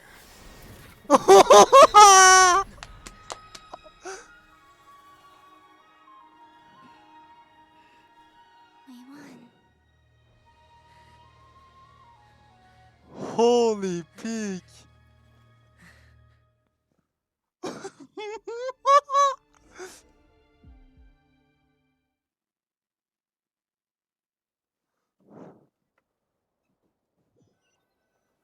Dude, that was so fucking pig.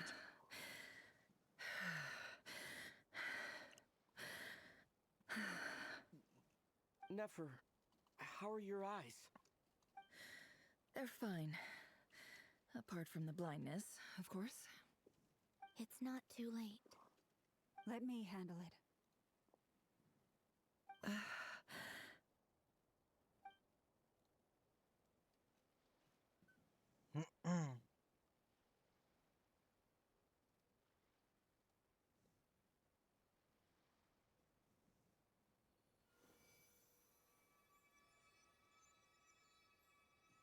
Miss Nefer, it's not like you to lose your composure.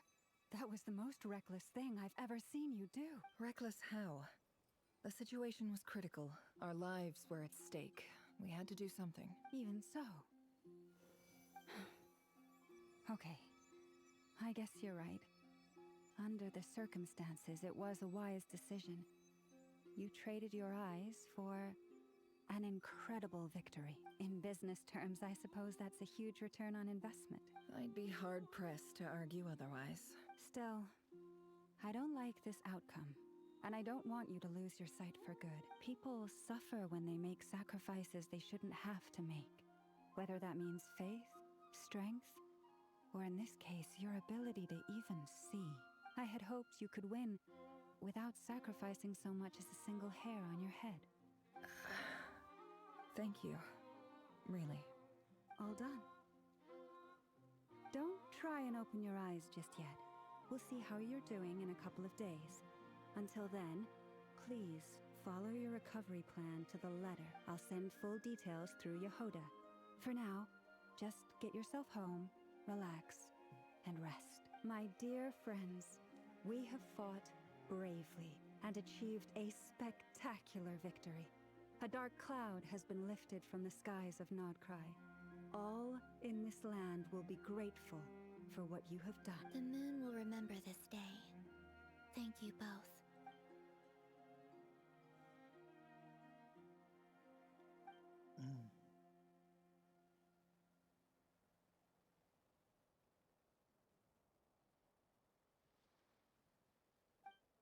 There's something I want to let you know. What is it? When Durin connected everyone's minds so I could access their powers, I also felt everything they felt. And since Nefer's eyes were injured, my eyes are hurting now too. Hold on. Let me try. I only feel the pain. There's no actual damage. I just thought I should tell you. You're right. There's no damage. That's a relief. But I must say, I'm surprised to hear the Kutar share something like this with me. In the past, you never used to open up about yourself. Things are a little different now from how they were. I'm learning to share how I truly feel with my friends. Friends? You have no idea how glad I am to hear that.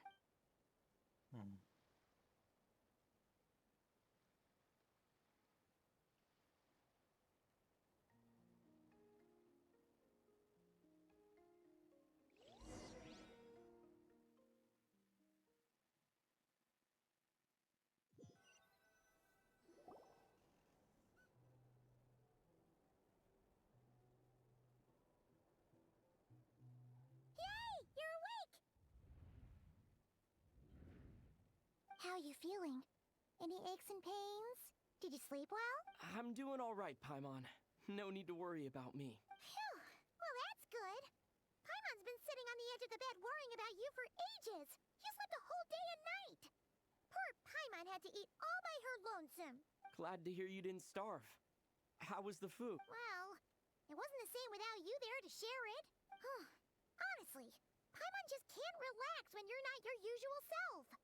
She couldn't enjoy the food and settle down to sleep. Well, I'm back to normal now. Oh yeah, and Albedo swung by earlier. He said to tell you to head to the tavern when you woke up. Varker and the others are organizing a victory feast and they want to celebrate with you. He also dropped off some medical supplies, but you seem fit as a fiddle, so guess you won't be needing those. If you're feeling up to it, let's head over now. Wouldn't want to keep them waiting.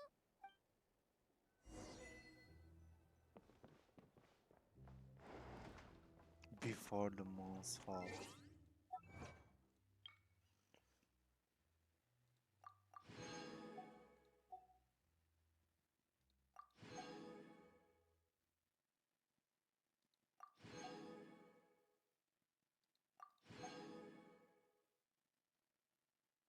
I'll be right back.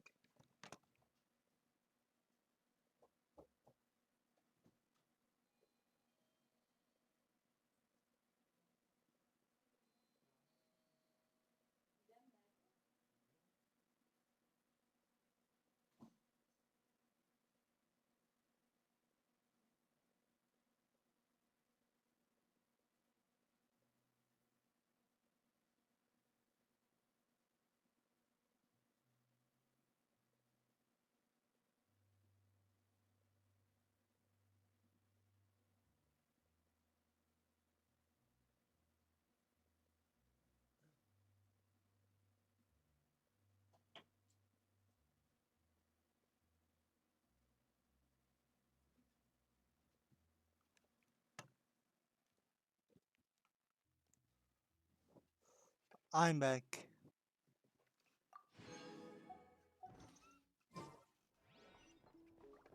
We're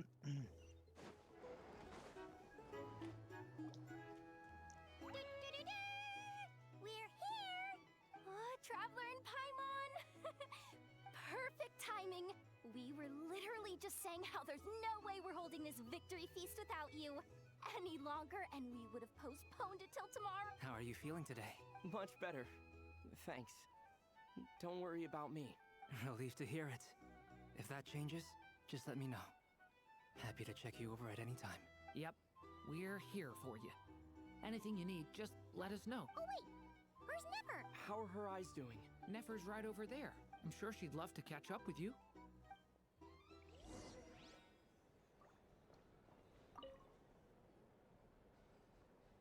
No, I already saw it.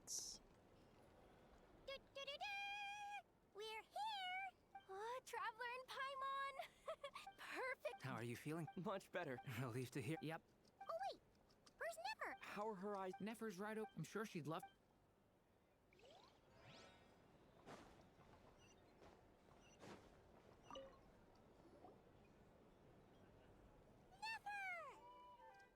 Traveler, Paimon, are you recovering well? Turns out that moon chanter has some real talent after all. My eyes were mostly recovered after just a couple days' rest. I can actually open them again now. Yeah, but you gotta be careful. Lauma says not to strain your eyes while they're still Yes, thank you. I'm well aware. Yehoda, could I borrow you for a moment? I could do with an extra pair of hands. Oh, sure! Did you hear that? I gotta go help Lauma for a second. You guys chat among yourselves. I'll grab us some drinks on the way back. Paimon, you still like 'em sweet? You bet! Make it extra sweet, because Paimon's earned it. Sure thing!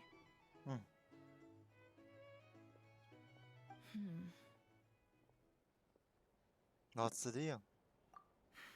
The Raker of Solnari. Kind of a snake, don't you think? No, definitely a snake. A poisonous one who spewed his venomous hatred everywhere. Anyone who seeks revenge out of hatred for other people has become a snake. That's something my dad used to say. Perhaps. I'm sure it sounds like a very wise and open-hearted perspective to your ears. But me? I think hatred is a perfectly justifiable emotion. What else is left when everything you depended on in life gets stripped away? Something's gotta fuel that drive to keep up. If you're worried about me, you can nip that in the bud. I'm not someone who gets stuck in the past. It's just... I suddenly feel like I was wrong to call my father a liar. He was just a fool. That's why the academia turned their back on him, and why the other tribes ganged up on him. Oh, father. How much better things could have been if you were a skilled liar. Look at the Ibis King. Thoth is a fiendishly cunning liar. And yet, strangely, he feels more like a father to me than my real dad ever was. He's never brought it up, but I'd bet he feels the same way. Why else would he give me the power to perceive the truth, while at the same time training me in the art of deception? Well, King Deshret banished him to Aru, which is essentially a prison, and posed 3 questions to him. He promised that he'd have his freedom if he could find the answer. His response was to take on a physical form and approach me, hoping that I could become his envoy and search for one of the answers on his behalf. Did he really think I'd fall for that? He's stuck there. He can't make me return what he gave to me.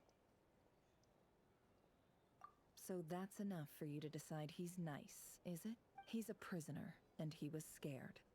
So he decided to perform some good deeds to win people's approval. He lives in fear because he's a deceiver. How is Rerir any different? You can't work as a spy your whole life and expect a happy ending. It's preposterous. Yet I can't say I don't understand it. Liars live in the darkness of their own making. But it's still human nature to want to go on living. They say that a liar's soul is the most worthless thing in the world. What do you think? Oh, really? Well, it takes a very kind person to find compassion even for liars. If you ask me, the soul of a liar really is worth nothing. Because all they care about is themselves. For example, when something good falls into my lap, I don't go sharing the news around. Stops other people trying to steal it from me. So be it. They have sharp ears. I can't keep anything from them. Oh, is that what it looks like? Well, you all know my past now. And I can't simply eliminate everyone who knows too much. So I guess I just have to put up with you. For the foreseeable future, at least. When you find yourself in a situation you can't control, the safest play is to keep calm and start monitoring everyone involved like a hawk. In the intelligence world, you need to have a sense of perspective and play your hand accordingly. If you understand what's at stake, please ensure my secret is safe with you. I trust you'll respect my wishes as a friend. But don't forget, I will also be watching you like a hawk. Very good. Oh, wait! Now that the panic's over and we've all calmed down, Paimon suddenly remembered something. What is it? After all that build-up, our mystery ally never showed up even once.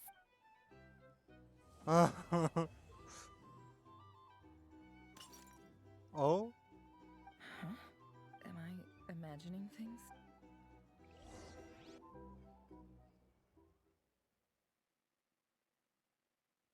Hmm?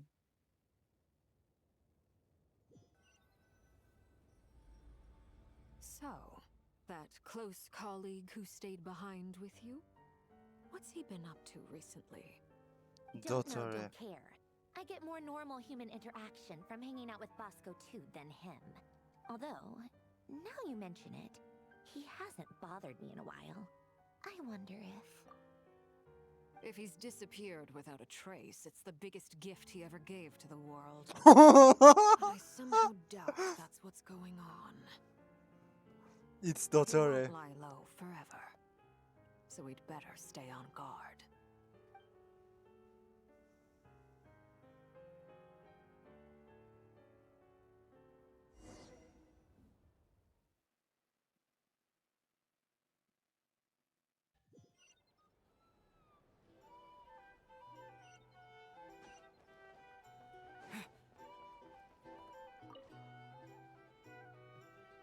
have you been holding up?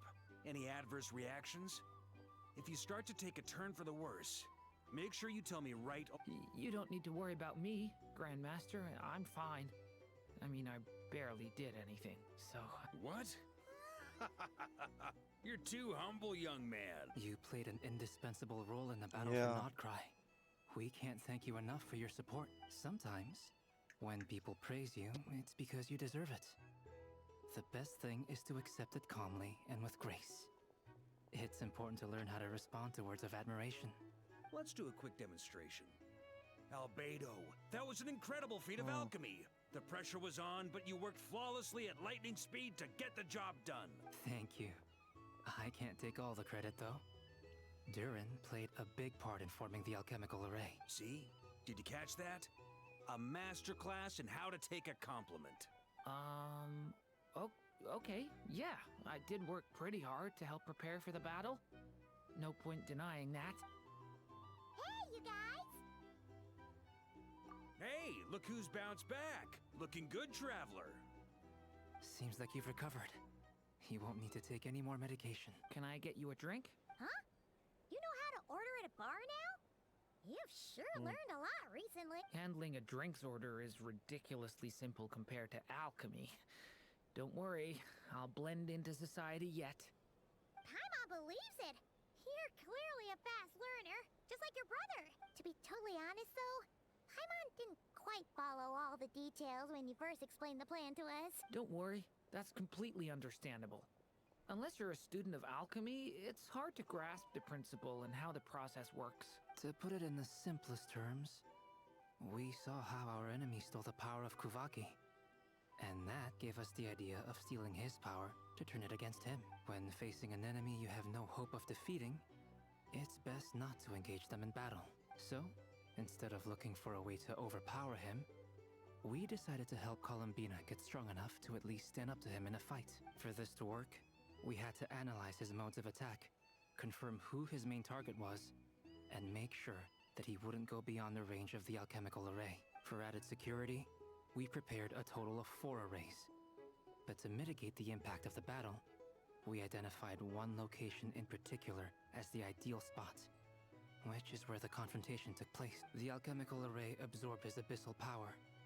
Then Durin processed it to render it usable by Columbina. That power enabled her to do what would otherwise have been nigh on impossible. What surprised me was that Dainsleif actually agreed to join us. Given his history with Rarir, he had every right to sit this one out. But we're extremely grateful for the decision he made. It must have been a painful choice to make. But I'm sure that making a decision was far better for him than staying in limbo. Absolutely. He was torn between 2 paths, but in the end, he made his choice and stuck to it resolutely. He doesn't strike me as the sort of person who'd stay trapped in limbo for long. Anyway, however you cut it, everyone gave a stellar performance.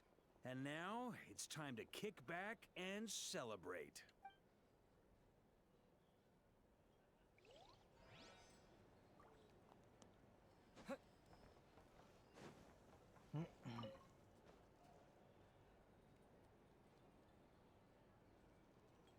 Ah, Lord Sangama Bay. How lovely to see you. I must thank you for the device you provided. It was an enormous help. Would I be right in thinking that it was developed by the Academia? Why come and ask me when you clearly know already? I mostly came to thank you. That's more like it. A little gratitude goes a long way with Lord Sangama Bay. Play your card. The chance to work with such a kind and charitable investor as yourself would be a great honor for the Curator. Huh? Charitable? Who said anything about charity? First time hearing about it. Let's see. The first plot of land you purchased in Krai, your desert interests, and... Stop! What do you think you're doing? Exposing my investment history! It's nothing to hide from. They're all perfectly legitimate investments. And some of the land you purchased was with the intent of building a sanctuary? How did you... You're a curious case, Lord Sangama Bay. You don't like people finding out about your good deeds, do you? But I'm afraid no matter how hard you try to keep things under wraps, where there's a will, there's a way. You did it for Sumeru, didn't you? It was empty land that was gonna go to waste otherwise. I figured if I built something there, it might at least get some use in an emergency. Disasters are capricious things. They strike without any warning. I've lost family to a disaster before. Damn. And I don't want to lose any friends or business partners if I can help it. My elder sister used to dream of finding a sanctuary. Somewhere with plenty of food, water, and medicine. Where everyone could live happy lives. It was something I looked into, but after discussing things with the Dendro Archon, I decided on a more effective strategy. The tech people handled the tech, and Moneybags provided the Mora. It just made the most sense. It's a pity that so few people know the truth about you. Everyone says that you view everything in terms of Mora, and all you care about is growing your own wealth. So, what's the problem with that? Everyone wants to be rich. It's human nature. So yes, I love Mora, and it's nothing to be ashamed of. But surely you have dreams of your own beyond just making Mora. You don't get it, do you? My dream is to invest in other people's dreams. And, you know, make a nice little slice for myself along the way. Just thinking about it makes me happy. That sweet, sweet sound of Mora. Thank you. For the device? And the pendant. Oh, that. I was just returning a favor. Don't worry about it. Seems like we've both been away from home for a very long time. Yeah. So long that I barely remember what my family even looked like. That would be your mother, father, and sister? Yeah, though it's been years since my sister passed away. It's not like I want to forget them, obviously, but memory can be... My sister can't help Oh, me I now. accidentally skipped that.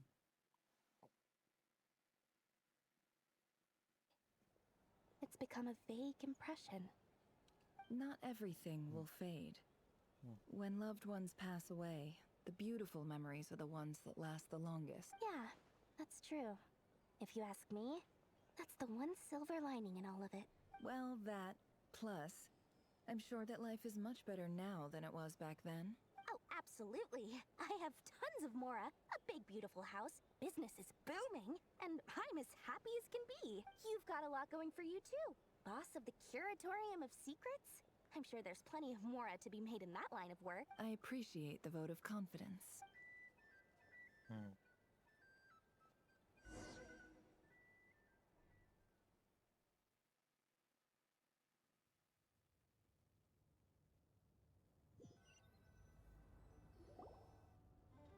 Oh? That's the only reason you're here. Yes. I've thought a lot about it. And I've realized that you, me, and Arlecchino should be friends. I think this is very important. So I felt I had to come and tell you. Well, this is a new one. I'm so moved. I can't even hold my teacup. If that's all, you can leave now. Do you not want to be friends with me? Or is it that you prefer being coworkers? What is this, Columbina? Are you deliberately testing my patience threshold? Right now, my politeness module is active. But if you say another word, I swear I'll shut it down. If your politeness module was active, wouldn't you say the word please at some point? Polonia, please see Lady Columbina to the door. Will you still invite me to your next tea party? What? Yes, I think you will. Bye-bye, dear Sandrone.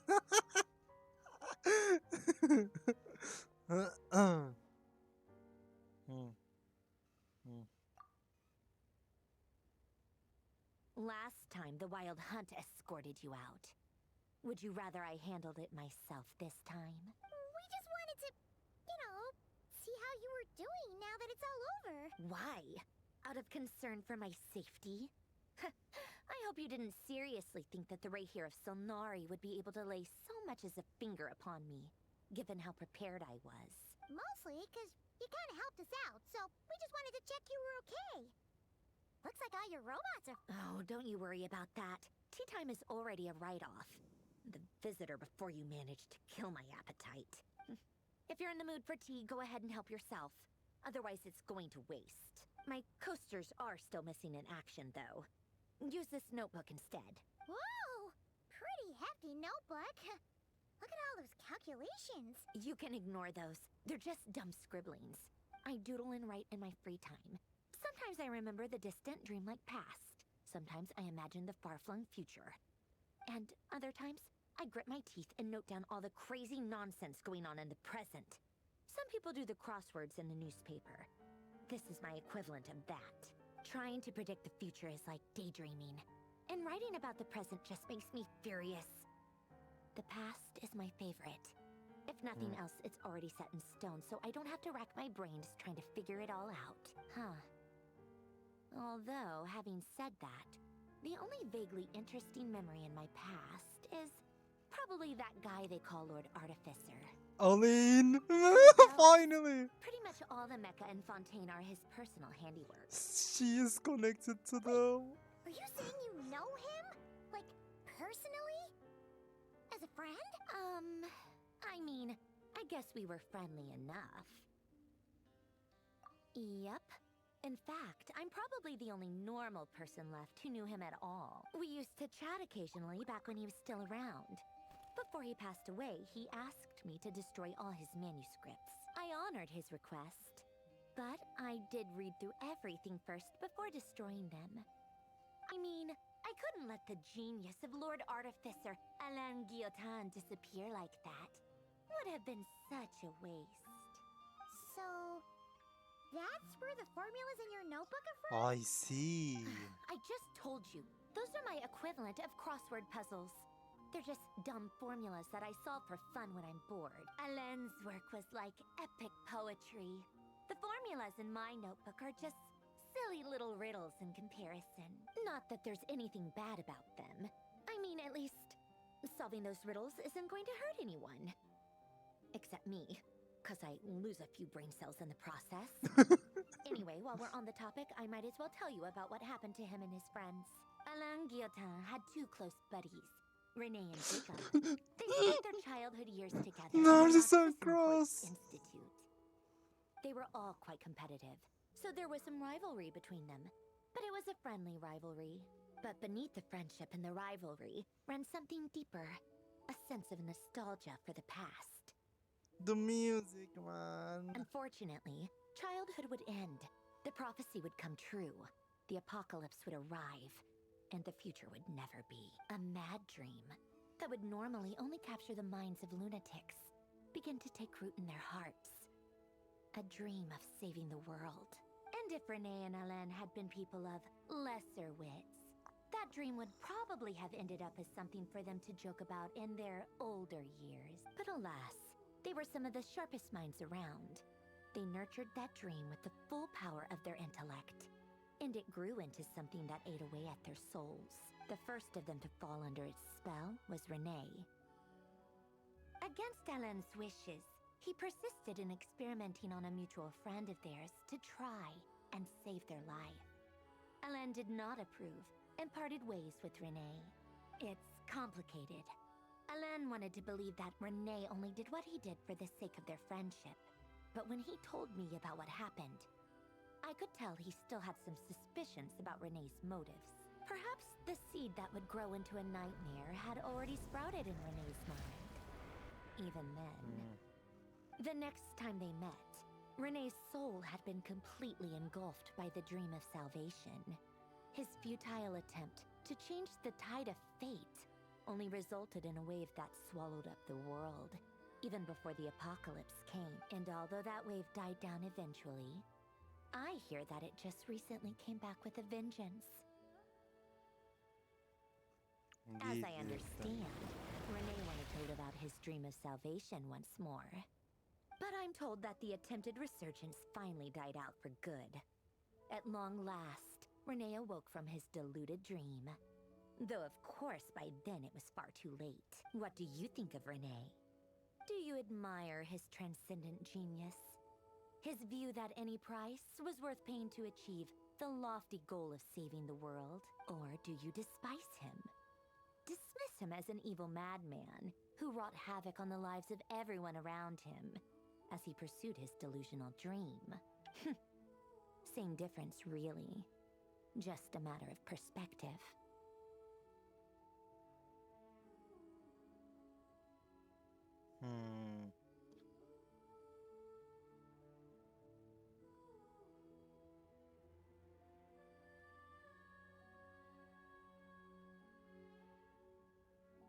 Really?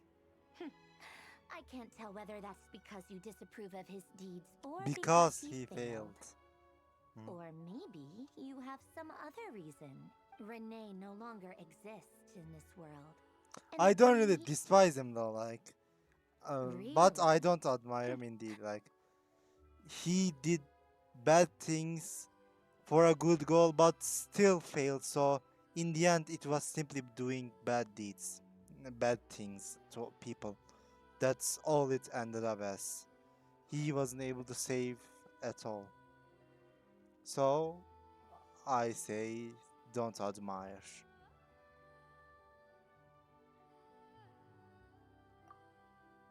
I don't like fanatics who give up their whole lives for their ideology.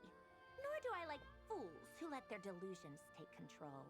Maybe I could understand if Renee had just been an ordinary person. But he had a sage-like intellect. And still managed to get himself lost in the labyrinth of his own desire. Anyway, that's enough about Renee. Now, moving on to Alain Guillotin, the Lord Artificer. He managed to put a stop to the first storm whipped up by Renee. But after that, Alain lost his friends and family. To his credit, I suppose, the loss of his family and friends was purely a tragic accident. It's not like Alain sacrificed them for his cause or anything. After that, the only thing supporting his work was the same dream that had dragged his closest friend down to the abyss. But although the desire to save Fontaine drove him to found the Fontaine Research Institute, Alain continued to reject any form of transcendental knowledge or power. He was suspicious and fearful of it, having seen the way it had affected his closest friend. I think that formulas and machines derived solely from human intellect were the only thing that gave him a sense of spiritual comfort. Yet Alain's intellect was simply too great. It barely left him space to breathe in his lifetime. Once he realized that the end of his life was approaching, he finally accepted the truth. The Nazissenkreuz Institute needed someone, and a human being, to see its story through to the end. He quit working on his formulas, trading them in for the fairy tales that had played such a formative role in his childhood, but which he barely touched in his adult life. He told me that the director of the Nazissenkreuz Institute used to read those fairy tales to the children as bedtime stories. Apparently, they worked wonders at sending kids off to sleep. I think that all he wanted at that time in his life was to be able to sleep deeply without being plagued by depression. By that point, nothing else really mattered. At the very end, he laid down to rest in the ruins of the former Nazissenkreuz Institute orphanage, while the Fontaine Research Institute he had founded continued tirelessly with its work. Many years after that, tensions over competing dreams would once again cause a rift, this time between members of the Fontaine Research Institute. But the actions of those fools had nothing at all to do with Alain. And that is the story of two people from the Nazissenkreuz Institute who both wanted to save the world. One went all in on his fantasy of salvation without ever looking back, and ended up calmly sinking to the bottom of the deepest sea. The other sought desperately to burn bright in his life, even though he wasn't sure where he was going. I do sometimes wonder, why is it that people like them have such grand hopes of saving the world? Even the grandest tree starts as a tiny seed. So perhaps, for each of them, their mission to save the world began with a very simple desire: to save themselves. They were young children with friends and family who mattered to them, desires to explore the meaning of life, ambitions to have a successful career. They didn't want to see all of that taken away in one. Or maybe they just wanted to find something to anchor themselves within the chaos, to stop them getting quietly swept away by the storms of life. But instead, the search for their own salvation took them down the rocky road laid out by fate. Do you think the desire to save oneself is enough of a justification to try and save the world? The way you said that sounded just like Alain. I asked him the same question back when he was in his prime, putting all of his energy into his work. He gave the exact same answer as you did. Yeah. No elaboration, just a quick short answer before getting right back to his work. He was always that way. All right, tea time's over. I owe Arlecchino a favor for telling me these stories. I'll have to bring a whole sack of gifts the next time I visit the House of the Hearth. I'm gonna go tinker with Polonia now. You guys can do whatever you want, as long as it doesn't involve interrupting me. Polonia, exit hibernation mode. Begin diagnostics.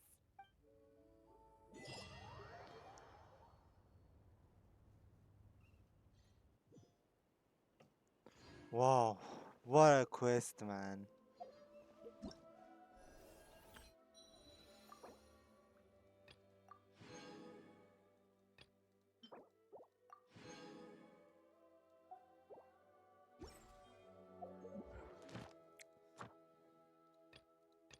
Let's check the remaining achievements.